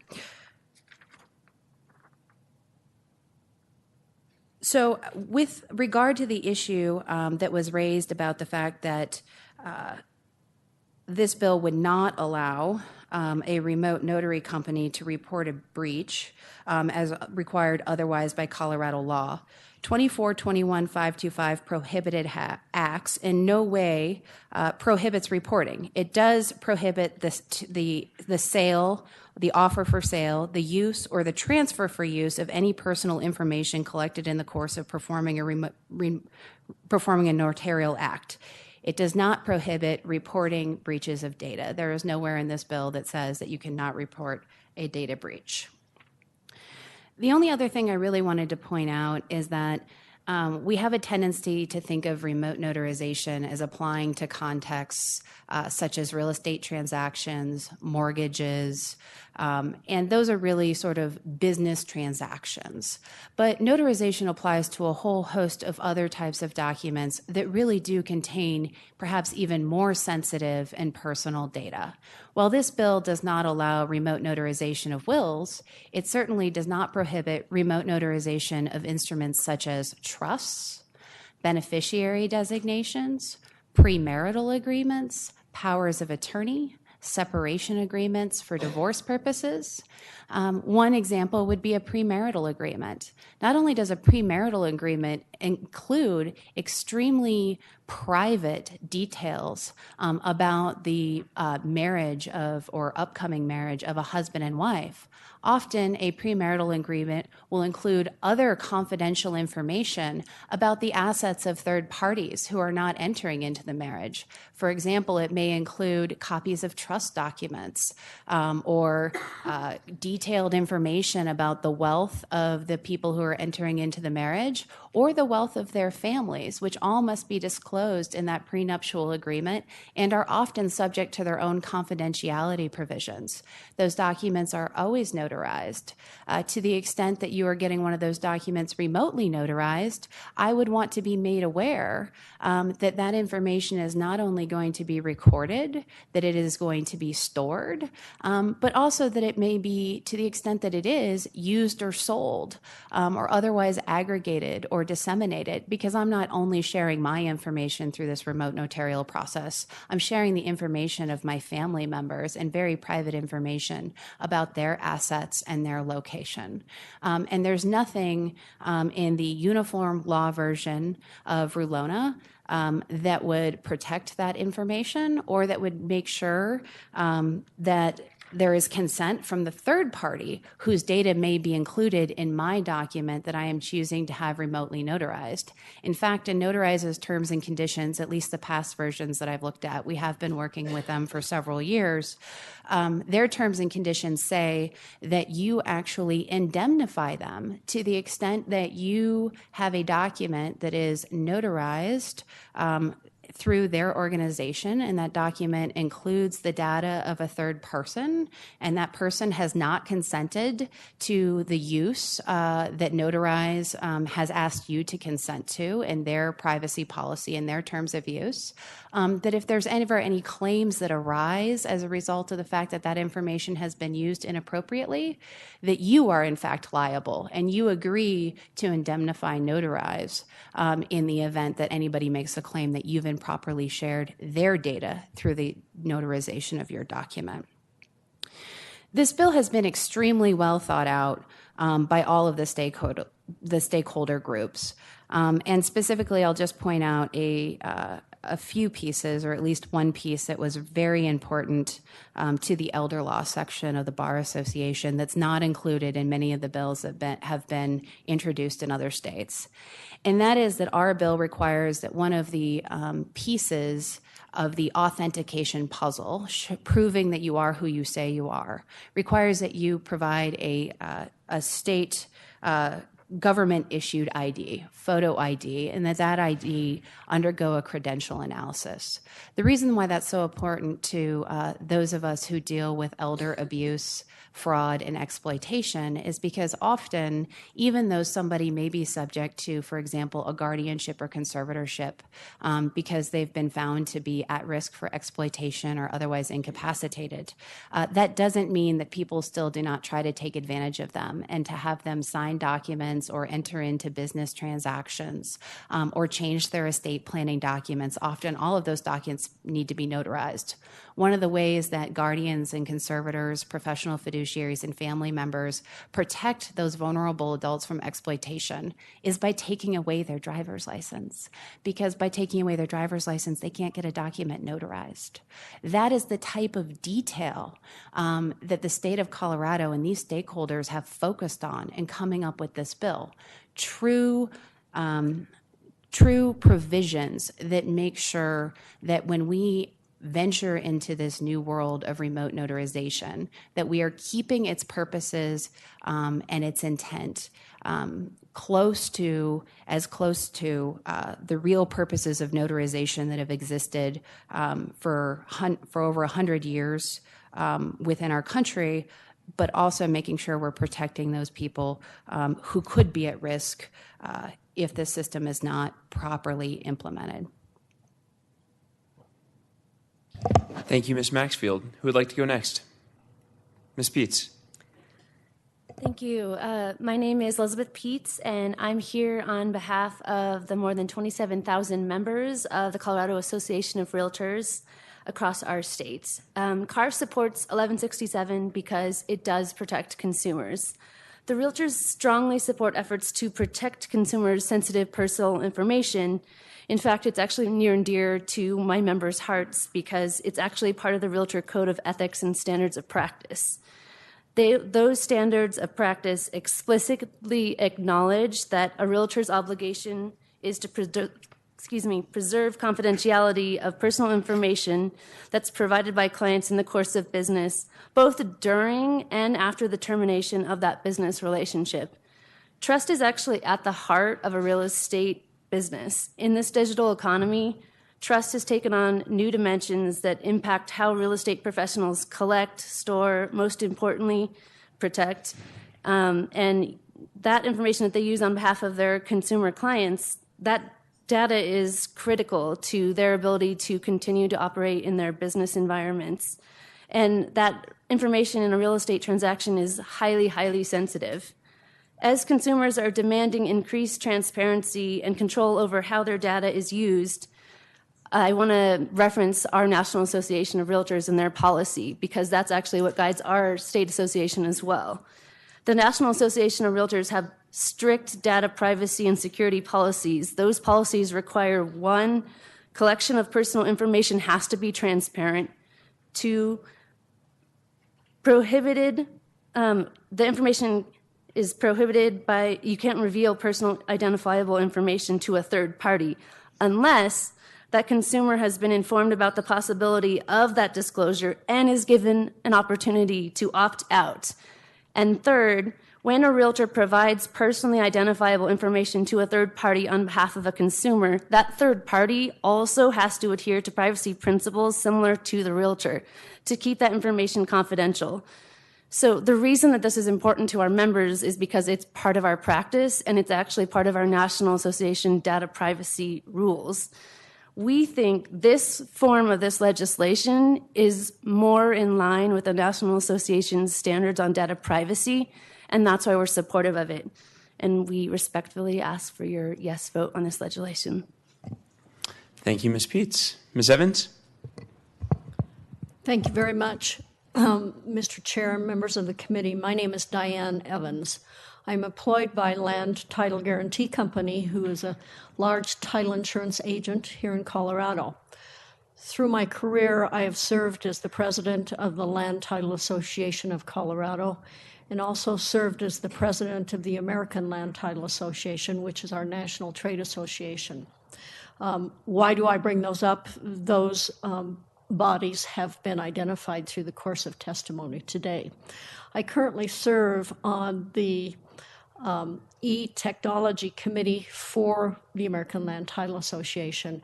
And as we look at the changes in technologies and the opportunities to enhance our business practices continue to morph and develop across the United States, RON, remote online notaries, clearly is of paramount concern to all of us.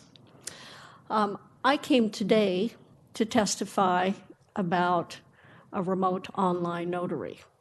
I came here to testify about why it's important to consumers, why it's important to businesses here in Colorado, and why it's important that we have a competitive playing field under which we know that consumers understand what happens in the notarial transaction. Sitting here before me today, I have a loan package. This is an example of the amount of documents that is placed before a consumer, maybe one of you, when you get ready to purchase or sell your next home. Out of this almost 100 pages of documents, there are perhaps 9 or 10 of those documents that need to have a notarization performed. But contained within this package of documents is a huge amount of private information from that consumer. The FIRPTA, which includes a social security number, a home address, a driver's license, and other forms of identification specifically from that consumer that identifies who they are and their non-public private information. It includes payoff amounts from existing loans. Oftentimes, those payoffs include wire instructions and other personally private information. It includes directions on how to close bank accounts, how to close credit cards accounts, other terms and conditions that are paramount in that loan. It will include the IRS 1099s that have to be filed based on the closing of that transaction. Also includes the Colorado tax forms. It includes, most importantly, the uniform residential loan application. And if you all stop and think a moment about the last time you applied for credit, especially as it relates to a mortgage loan, think about the amount of information you were asked to give that lender. That lender then entrusts that information with us to close that transaction. In the words of the Consumer Financial Protection Bureau, to consummate that transaction, to take the documents that the lender has put together, to take the documents that the realtor has by contract between the buyer and seller asked us to put together in order to transfer title, in order to create a lien on the property, and to make sure that all of the funds are collected and dispersed appropriately under those written instructions. We have a wealth of private information. sitting right here. Out of all of that information, of the 9 or 10 documents, and that's on the high side, that require a notary, there are maybe 2, 3, or possibly 4 on the top side of documents that actually get recorded in the public record. Most often, it's the deed of transfer of title, and it's the lien, it's the mortgage or deed of trust here in Colorado. Those are the only documents that go of public record. The rest of them remain the consumer's private information. The rest of those are given back to the lender or distributed according to written instruction that we received from either the realtors to the transaction or the lender, most often the lender. So what I'd like to talk about today is what happens when that notary is asked to engage in the transaction. He or she is asked to identify with all reasonable application the party that is signing those documents. Nothing more. Absolutely nothing more. And this bill, HB 1167, sets up those standards for it to be done through a remote process. If you look at what happens in the paper world today, the parties come into an office, oftentimes a title insurance company's office, set in a conference room, and one of our employees who has been commissioned as a notary will walk through the transaction, will present the documents, will obtain the necessary IDs in order for them to be certain that that is in fact the person sitting across the table for which the loan is being made or the title is being transferred, will enter into a paper journal the names of the parties, the date, and the documents for which were notarized. He or she doesn't keep copies of those. If we use what we call a mobile notary, we contract for their services with very specific instructions as to what they're permitted to do with those documents. We do give them the documents, we entrust them, we obligate them under contractual terms to go to a place of convenience for the consumer. And there they do the exact same thing. They validate the identity of the consumer. They assure that the consumer that is signing those documents is the appropriate person to do it. They perform the notarial act, bring the documents back to us, and we go through that same process. So as we look at it in the form of a remote transaction, why should it be any different other than just using audio-visual communication? Now, I'll be the first to tell you I'm not an attorney. I'm not a technology expert, but I do know real estate transactions, and I do know that the expectation of our consumer is that they're coming in to buy, sell, or borrow on a piece of real estate they own. They have confidence that we know what we're doing and we're going to protect their data.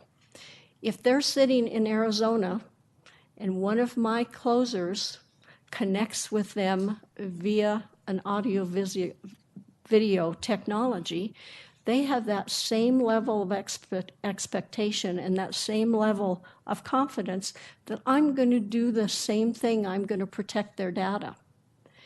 We heard one of the experts today, and I truly do believe his expertise and appreciate him being here, but he talked about it's very similar to when you turn your location on your phone, or whether you buy an Amazon Echo to put in your home.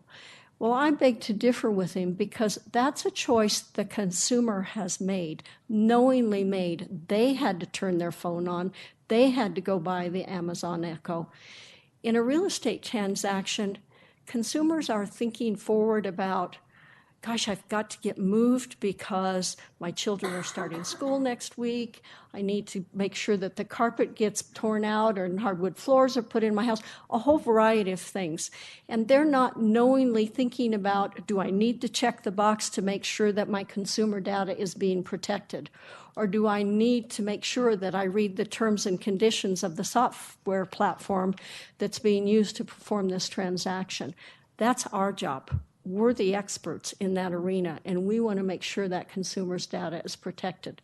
So please, as you look at HB 1167, remember the context that it's being offered in. It's in the performance of a remote online notary.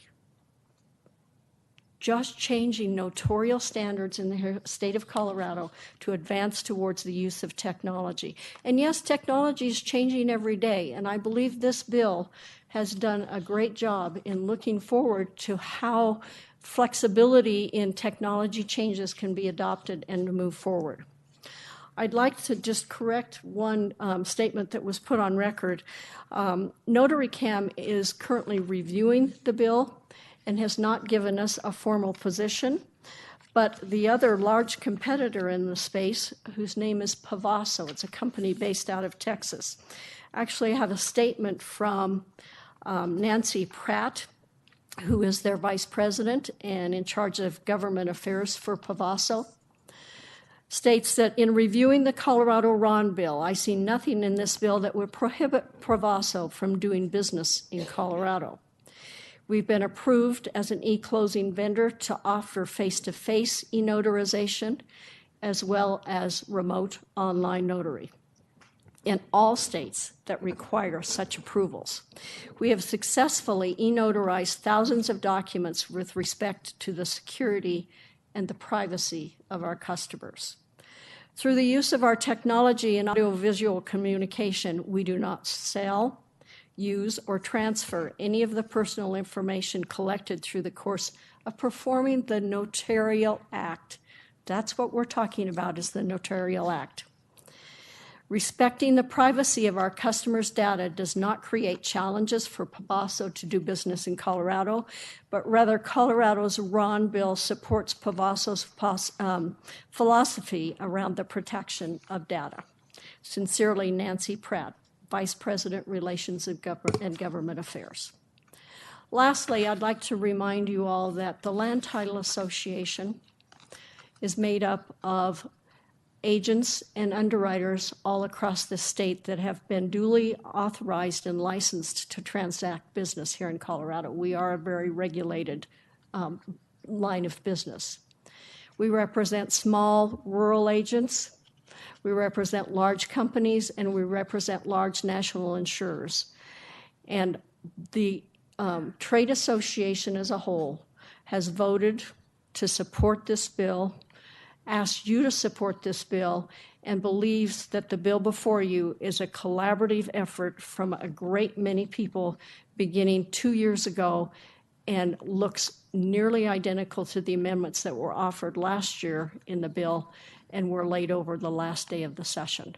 Please support the bill, and I'm happy to answer any other questions you might have. Thank you. Thank you. Any questions from the committee for this panel? Representative Williams. Thank you, Mr. Chair. I have two questions. I guess the first question was about the Land Title Association.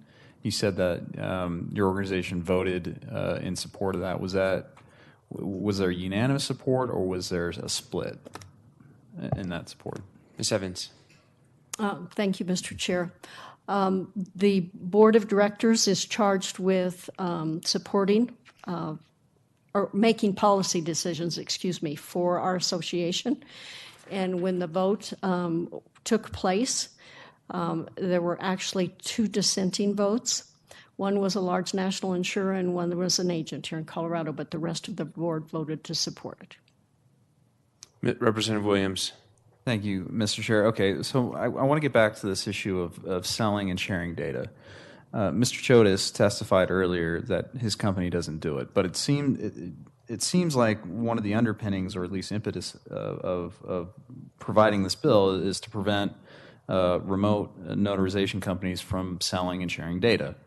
And far be it from me to suggest that it's inappropriate to put guardrails in place to make sure that we're protecting consumer data and their privacy. But my question is, during the lead up to this committee hearing, the lobbying efforts that were involved in this particular bill, I keep hearing, and I kept hearing it, that Notarize or other similar companies were selling and sharing data. And even in the testimony I heard from this panel, it was kind of alluded to that that's what's going on. So my question is, what's really going on here? Why am I hearing that the selling and sharing of data is happening when we had prior testimony saying that it's not? Ms. Maxfield? Obviously, I'm not in a position to say that I have specific evidence that Notarize has sold or shared data. I think the concerns, first of all, are broad, that to the extent that we are authorizing remote notarization, there should be no sharing or selling of that data, because that's not consistent with the purpose of notarization or the consumer expectations as if they were sitting in a paper transaction. I think the concern specifically with regard to Notarize, and I will say there's been various iterations. Notarize has been here lobbying for a remote notary bill in Colorado since 2017. So as a bar association, as a stakeholder group, we've looked at multiple iterations of Notarize's terms of use and their privacy policy, which is changing and evolving. But specifically, the concerns arose from and I'm looking here at their policy with regard to affiliates. Their privacy policy specifically says that they may disclose their information that they gather throughout the remote notarial process. And remember, they are lobbying for the ability to gather more data than this bill would allow, right? So Notarize is a proponent of a larger video recording, of being able to store more information than the current bill before you would allow. And under their privacy policies, they're allowed to share that information with their affiliates. Although I understand their current privacy policy does not define affiliates, their previous privacy policy defined affiliates as: we may choose to rely on and share information with other companies closely related to us, our affiliates, for certain purposes under this privacy policy. By affiliate, we mean an entity that controls, is controlled by, or is under common control with Notarize, whether the control results from equity ownership, contract, overlapping management, or otherwise. That's a very large list of affiliates. When they say equity ownership, I assume that means that any investor, perhaps in their company, may be deemed an affiliate, in which case, and I obviously can't know the exact interpretation of this language, but to me, that would open the door to saying, I have invested $50,000 in Notarize. That gives me an equity ownership in the company. I am an affiliate, and therefore, I may have access to the data that Notarize is storing. So those are the concerns that have arisen. This bill is not Notarize-centric, right? But we've heard these stories over and over again, and I believe as Mr. Marin testified, this sends a signal to tech companies that they might not be able to use or share data in the standard way that they have come accustomed to using or sharing data. Remote notarization is not about tech companies. It's about making it easier for the residents of Colorado to get their documents notarized. To the extent that tech companies are interested in collecting that data for purposes of being able to share it with their affiliates, we've heard recent news articles about the definition of affiliates. For example, Facebook had deemed Yahoo, I understand, to be an affiliate, and Google to be an affiliate, and therefore were packaging and selling data to those organizations. So there clearly are some gaps throughout our country in our current data privacy laws. And I believe that's why the Uniform Law Commission has now commissioned a study group to hopefully draft a uniform law on online privacy protections along the lines of what we've seen in California and Europe. But those are a little ways off.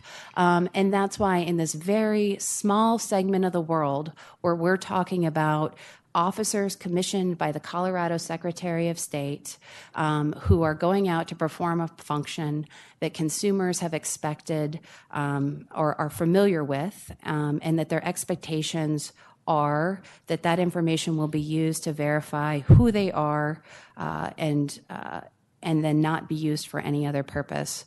I think that this bill meets those expectations. Representative Williams. Okay, thank you, Mr. Chair. And thank you for kind of clarifying a little bit. So the issue, as I understand it from what your answer is, that there's a possibility of remote notarization companies sharing information with their affiliates. And then I guess here's my question. These affiliates, then what will they do with that information hypothetically? Because it's my understanding from this whole discussion that there are federal rules in place and other regulatory schemes in place that prevent the selling of information or the sharing of information just willy-nilly. So what happens when that information, what could happen rather, when that information is given to an affiliate? Ms. Maxfield. Well, I believe, as my colleague Ms. Bance testified to earlier, that even under current law, those protections only apply if you don't consent to having your information otherwise used, or in some cases, if you opt out, right? So part of the concern is that a consumer logs on to do a remote notarization. They click the standard terms in use and privacy policy, check the box, and their data may be used by Notarize or any of its affiliates, and not even Notarize, right? Perhaps Notarize is a leader in data privacy protection. But without these protections, another company, perhaps not even a US-based company, a overseas company, there's nothing that would prevent a overseas company from having a click-the-box consent and performing remote notarizations here in the state of Colorado, gathering all of that data, packaging it, and selling it in whatever form they may deem appropriate and for whatever use they may deem appropriate. The whole concept is that we have an opportunity here to close the loopholes.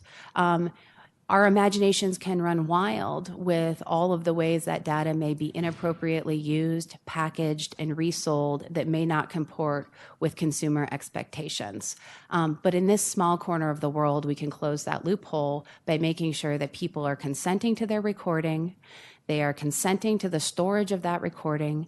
That recording is reasonably limited for the purposes in which it is being requested to verify that the person is who they say they are for the purposes of the document, and then making sure that we're not giving a blanket authorization for whoever gets in the remote notary game to take all of that information and use it for some other purpose to make a buck.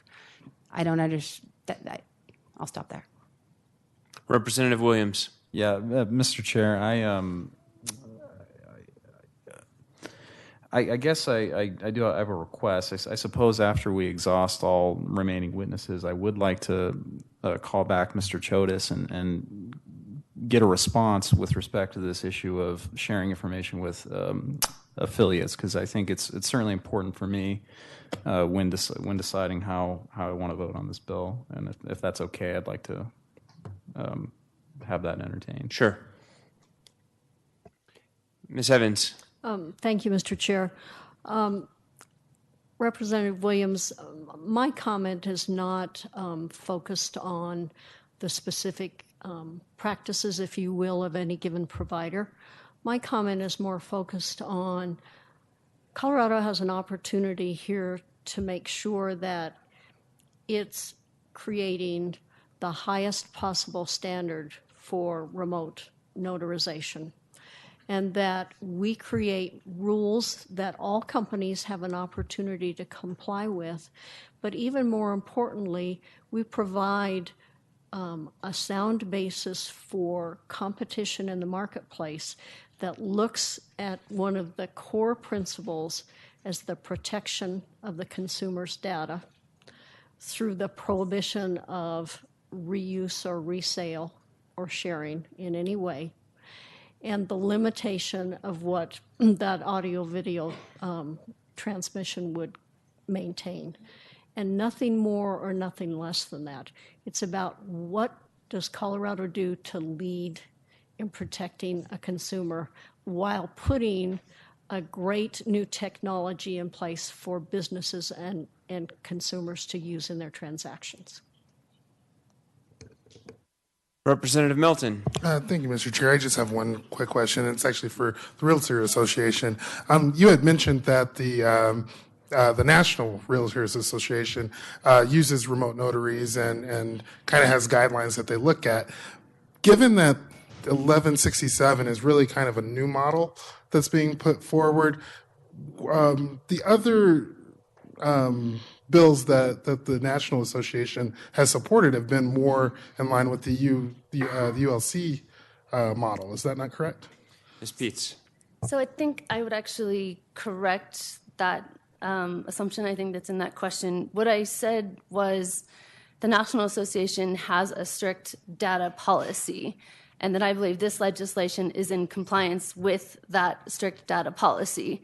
But it's a really good question that you raised, because in November, the National Association had a board of directors motion, and that motion did say we want to see enabling legislation all across the country that protects consumer-sensitive personal information. So it's really up to each state to determine how they interpret that National Board of Directors motion. Representative Melton. Thank you, Mr. Chair. And correct me if I'm wrong, is the National Realtors Association an investor in Notarize? Yes. Ms. Peets. Sorry. Yes, and I think as previous witnesses have testified, we do believe in the technology. It makes sense. We just want to do it in the right way. And so I think that's where the National Association is supportive of the technology and has invested, because they do see the future in using it for real estate transactions. Thank you. Do we have any further questions for this panel? Seeing none, thank you all for being here. At the request of Representative Williams, we'd like to invite Mr. Chodos back up here, but because he has already testified, I do want to make sure we limit the questions to a response to some of the specific comments of the previous panel. Is that all right? Okay. Is Mr. Chodos still here?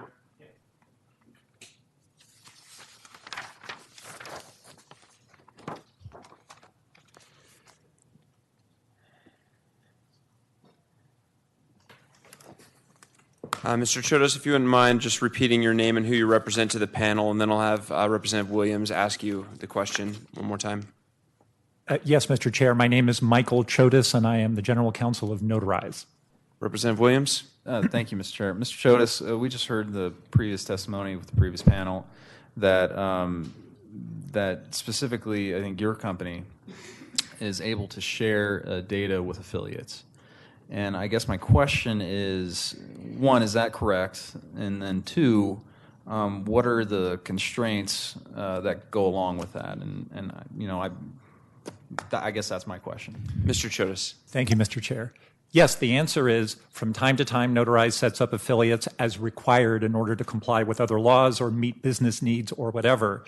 But our privacy policy, which is a public document, it's on the website at the bottom where it says privacy policy on every page, says, affiliates, we may disclose the information we collect from you to our affiliates or subsidiaries, including Notarize LLC. However, if we do so, their use and disclosure of your personal information will be subject to this policy.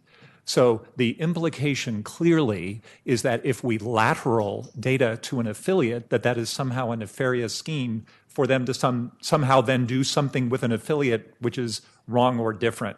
But all the time, every touch that we make of consumer data is governed by this exact same set of rules and by the laws which are incorporated explicitly into this privacy policy. So there is no nefarious anything about affiliates. They're all, once the data comes in, the rules are the rules. Representative Williams. Thank you, Mr. Chair.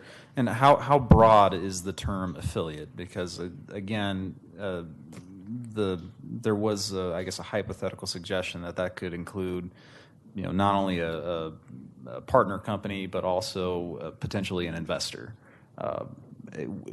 Is that what encompasses that term affiliate? I have Mr. no Chodos. Thank you, Mr. Chair. I apologize. No worries. I do not know what provision was being referred to. An affiliate is generally a company of common ownership and control, either a company that we own directly or a company that is owned by us like a sister. So either a sister company or a child company. There is only one affiliate of Notarize, and that is Notarize LLC, which operates in Virginia. That's it. So we think of an affiliate as simply a company that's under our common ownership and control. Our investors would be shocked to learn that they are affiliates for purposes of any of this. So they're just investors. So they're not affiliates. Okay, thank you, Mr. Chodes. We have one final witness who has signed up. Is Hillary Wells here?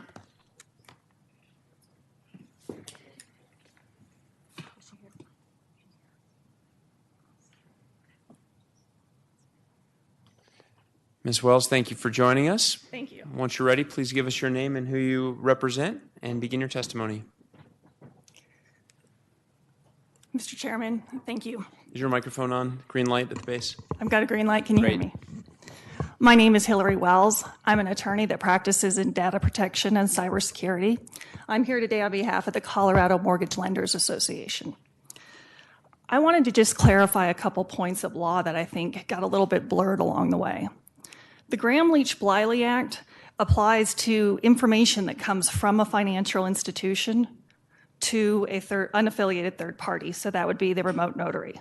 It doesn't apply to a notary who receives the information from any other source. So to the extent that there has been an implication that Graham-Leach-Bliley somehow means that information going to notaries is already protected, that's just largely untrue. Second, under Graham-Leach-Bliley, there's no prohibition against sharing information. What the Act does is regulate how and when a financial institution can share. And the how is by making a disclosure. And you had one of your witnesses explain you get that disclosure with your credit card, with your bank statement. And it says that you have to identify what unaffiliated third parties you're providing the information to. You identify them by category, not by name. And then it says you need to inform your consumer that they have the right to opt out. In other words, the consumer has to take the affirmative step of not only reading the document so they understand who the information can go to, but within a period of time needs to take affirmative action to opt out. And so it's, again, not a uniform prohibition. One of the points that was raised in opposition to the bill was that there's a notion of disclosure and express consent. And I raise this opt-out issue because, in my view, having to opt out is not express consent. There is disclosure, and that we see that in federal laws and state laws. But as far as express consent, I don't consider opting out of being in receipt of notice that my information's going to a third party to actually be my express consent. And that is something that the GDPR, the European law in California, have looked at as well. And then finally, with respect to what happens when information goes to an affiliate. Under Graham-Leach-Bliley, when information goes to an affiliate, it may be used for the business of the affiliate.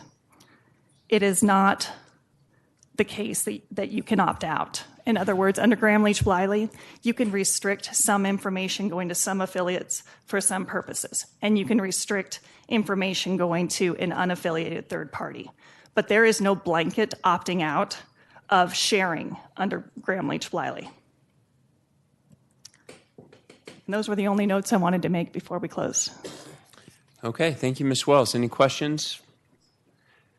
Okay, thank you very much for being here. Is there anyone else in the room who has not signed up but wishes to testify on this bill? I'm pleased to see that the answer is no. With that, the witness testimony phase is closed.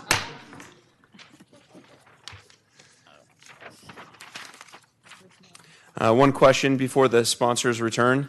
Will you all be my Valentine? Representative Montine. If you have some chocolate. There we have it, our vice chair to the rescue. Well, how about us? And for Melton. Sorry, sponsors, you're the ones keeping us here. All right, we're on to the amendment phase. Sponsors, do you have any amendments? I also know that there's an amendment being offered that is a strike below, so perhaps it would be more appropriate to move that first, but I'll defer to the sponsor's preference. Okay. That's fine, Mr. Chair.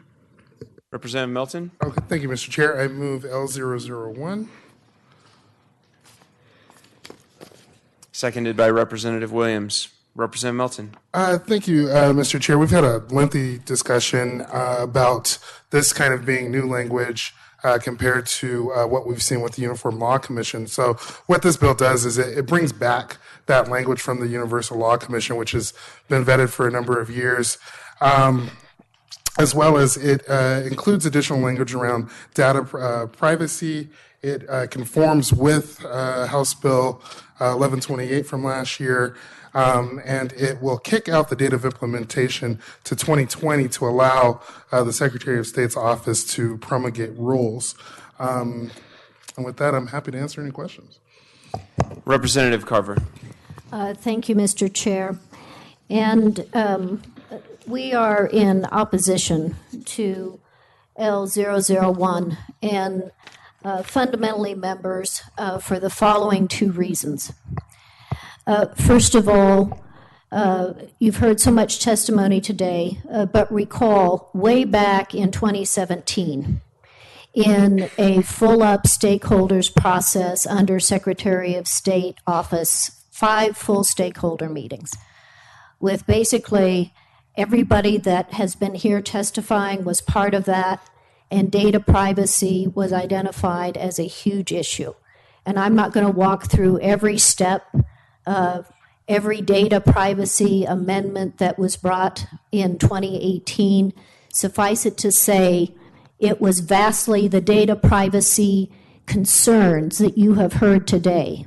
In 2017, in 2018, if you turn to the privacy provisions of this amendment that are on, page 4 of the amendment, and I'm talking lines 25 through 43. Respectfully, to Representative Melton, the extent of data privacy only refers to existing applicable law. We have heard ample testimony throughout the afternoon that whether it is Graham-Bleach-Bliley, there is not sufficient protection going to what data is collected, how it is stored, who it is shared with, particularly as with regards to notarial acts. And the bill that was passed last year was, again, specific to what actions are to be taken in a data breach situation, and in no way provided rules for protection of data privacy and what data was collected and who it was shared with.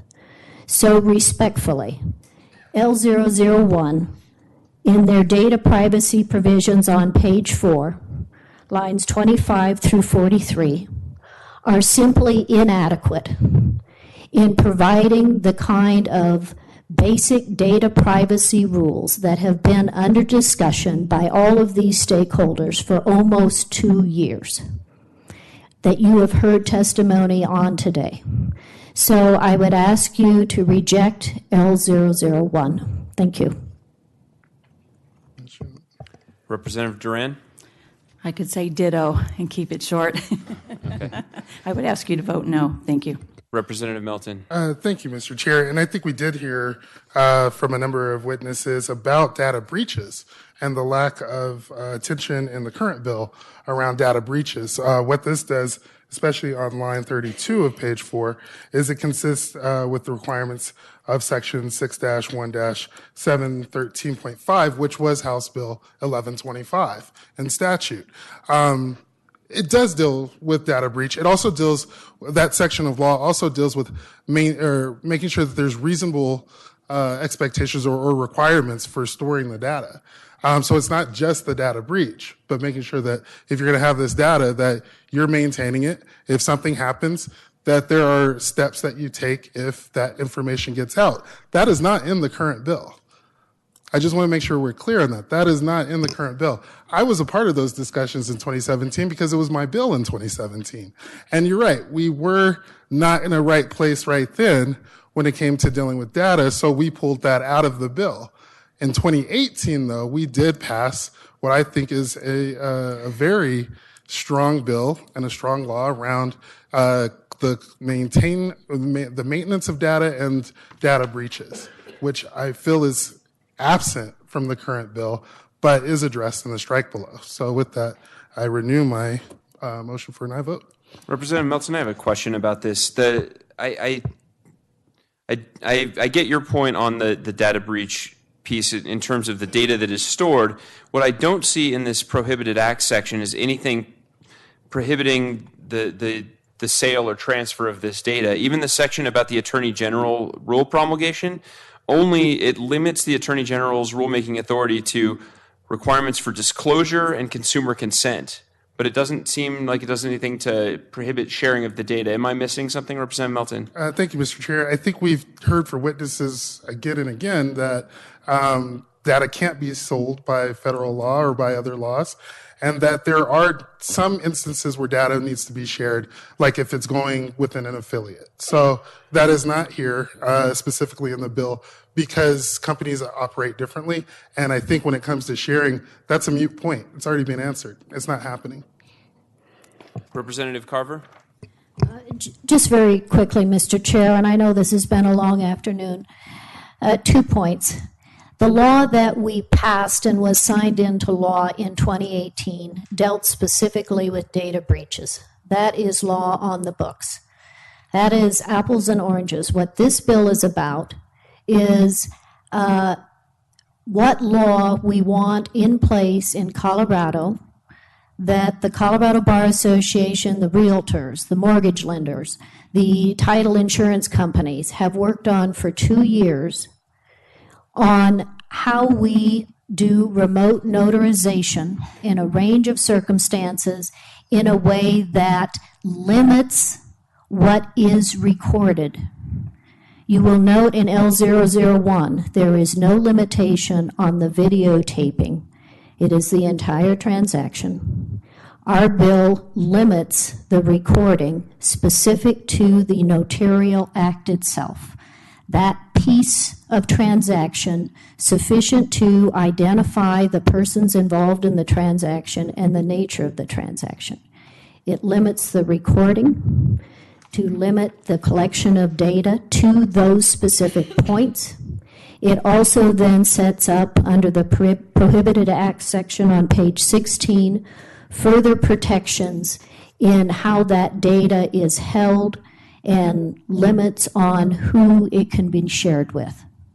So respectfully, we ask for a no vote on L001. Representative Melton. Thank you, Mr. Chair. And this will be my last comment. And that's just, even though, yes, we have heard from a number of stakeholders, I have not heard from one remote notary company that is in support of the bill as written. So that tells me that we are basically allowing a group of industries to regulate one industry. And that one industry had no say in the stakeholder process. And so with that, I ask for an aye vote. Representative Duran. I respectfully disagree. L001 literally strips the consumer protection out of our bill. And that's the most important thing. That's the priority here is consumer protection, period. So I ask you to vote no. Is there further discussion? Seeing none, there is objection. Ms. King, please call the roll on Amendment L001. Representatives Duran. No. Humphrey. Yes. Lontine. No. Melton. Yes. Rich. No. Sirota. No. Williams. Yes. Hawkes Lewis. No. Mr. Chair. No, that amendment fails on a 3-6 vote. Further amendments. Representative Carver. Thank you, Mr. Chair. I offer L003. Representative Duran, would you like to move amendment I beg your pardon. as a member of the committee? Beg your pardon. Chris? Thank you, I would. I would like to move L003.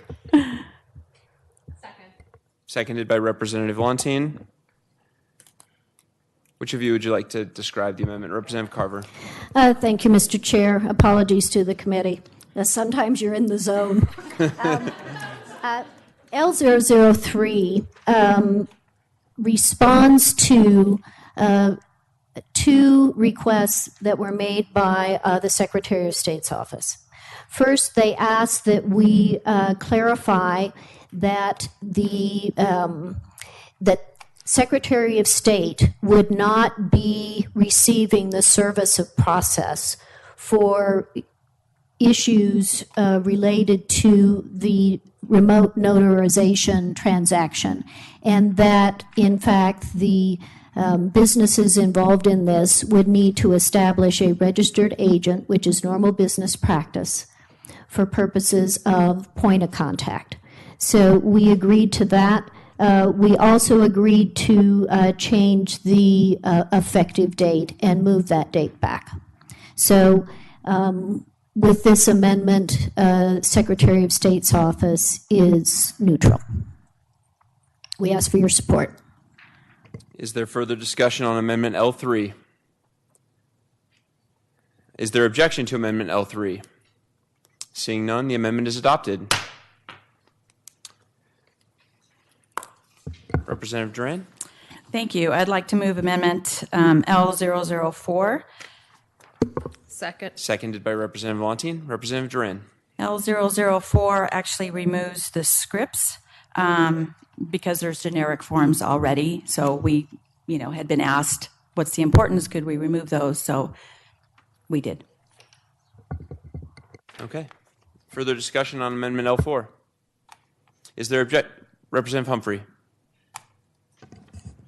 Thank you, Mr. Chair. I just wanted to thank the sponsors for the amendment because that was one of the concerns that I had, so appreciate your addressing that. And I actually agree with Representative Humphrey, believe it or not. Is there any objection to Amendment L4? Seeing none, Amendment L4 is adopted. Further amendments, bill sponsors. Any further amendments from the committee? Seeing none, the amendment phase is closed. Sponsors, would you care to wrap up? Representative Carver. Thank you, Mr. Chair. Thank you to the patience and attention of the committee on this very important bill. I just want to close by commending the stakeholders who have been in discussion on how to do this in Colorado in a way that is functional, in a way that is fully compliant with the other laws so that there are not conflicts, in a way that protects the personal data and the expectations of our fellow Coloradans. And just want to close with saying this bill is supported by the Colorado Bar Association, the Colorado Bankers Association, the Colorado Association of Realtors, the Colorado Mortgage Lenders Association, the Land Title Association of Colorado, the Land Title Guarantee Company, and the American Civil Liberties Association. And I would ask for your vote. Representative Duran. Thank you, Chair and committee, everyone that testified. Thank you for all your time. I know it's been a long afternoon. What I'd like to say is now is really the time to be bold. Now is the time to be a leader in our state. I'm asking you to vote yes on this bill because it's about consumer protection and letting them know that their personal data is not up for sale. So I urge a yes vote on this bill. Representative Williams. Thank you, Mr. Chair, and I want to thank the bill sponsors for bringing this. Going into this hearing, I wasn't quite sure what I wanted to do. I mean, in all honesty, I was leaning towards no, but what kept me, I think, in play was this issue of consumer protection.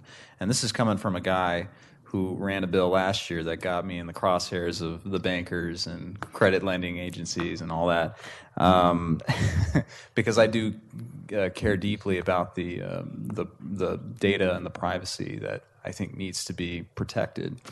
And so I always think it's a good idea that we try to put in place regulations and rules to make sure that we are protecting the people we serve. But one of the things that I heard during testimony was that this doesn't appear to be a problem, at least with the remote notarization company that came and testified. I didn't hear that they were selling and sharing information in a way that would endanger individuals. And I think that was certainly important for me to hear. And I also thought it was compelling that you actually had the company come here and testify saying that they would not be able to do business with this bill as it was written prior to the amendments. I do think the amendments do make it better, and I'm actually happy that they were passed. But I'm not there yet to where I can vote yes for this today. And as a side note, I do want to point out that while it does appear to be robust stakeholder processes, you still have an entity here from the remote notarization part of it saying that they feel that not enough stakeholder process with their involvement has occurred. And I think that's something that we should seriously consider as we move forward on this bill. And I'll bring it up in the Business Committee, Representative Duran. That's something that's obviously promoted and in fact a lot of times sort of mandated by our chair. Representative Tracy Krapthar won't even hear a bill until all stakeholders have been in a room and they fought and figured it out. And I think with something like this, that's important. That's an important practice to implement with this. And so for those reasons, I'm glad the bill was amended, but I'm going to respectfully have to vote no on this one. Thank you. Representative Sirota. Thank you, Mr. Chair, and thank you to the sponsors of the bill for bringing this forward. I very much appreciated the dialogue this evening and this afternoon, and am very impressed by the tremendous amount of work that clearly a large group of stakeholders have put into this issue of consumer protection. And so on behalf of myself and my constituents, thank you so much for thinking so deeply and so hard about how you can protect our data and our privacy, and I'll be a yes vote. Representative Melton. Thank you, Mr. Chair, and thank you both for working on this issue. I know it's a tough issue. I've spent more time on notarization law in the last 3 years than I ever thought I would in my entire life. So I know the heavy lift that you're taking on. I'm going to respectfully be a no as well, even though, and I absolutely commend you for wanting to put consumer protections first. I think that is what we should be doing, but not when we have a balance where, again, you listed a number of associations that are in support of the bill, but I don't hear any notaries that are actually in support of the bill. I'm hearing that this is going to make their job nearly impossible to do here in Colorado. We've seen this with other tech companies in other states. I've been working on Bitcoin and on cryptocurrencies for quite a while, and in New York, they over-regulated to the point where every cryptocurrency in the country left New York. I don't want to see that happen here in Colorado. I want to see Colorado notaries do Colorado notaries, and not have to, use, if they're using remote notaries, end up calling someone in Virginia or Kentucky or somewhere. And I feel like, unfortunately, that's where this bill is headed. I hope that, should the bill make it to the floor, we can continue to talk and maybe find additional amendments. I think the amendments are good. Hopefully we can find some additional that, strike a better balance, but I just don't feel like the balance is quite here yet. And so, again, I'll respectfully be a no. Any further discussion? Representative Humphrey. Thank you, Mr. Chair. Thank you again to the bill sponsors for the hard work and everybody who came in here to testify. I'm still, like Representative Williams, not quite there. Still have concerns about some of those definitions. Glad those scripts got pulled. Don't like hearing that that this is going to interfere with some businesses' model and apps that they have for doing business in the state. The personal information versus personally identifiable information. Some of those things I think maybe could be sorted out better. Just kind of still conflicted a little bit about the testimony and who to believe on some of these privacy issues and who's selling what and who's not doing it. And there's, we really haven't heard a lot from a lot of different businesses here. And, the one who opposes the bill is here, but maybe some who support the bill too I would like to hear some more from them and why they support it, and just concerned that I don't want to do anything that is anti-competitive in any way. So at this point, I'll still be a no on the bill. So. Representative Rich. Thank you, Mr. Chair, and thank you very much for bringing this to the committee.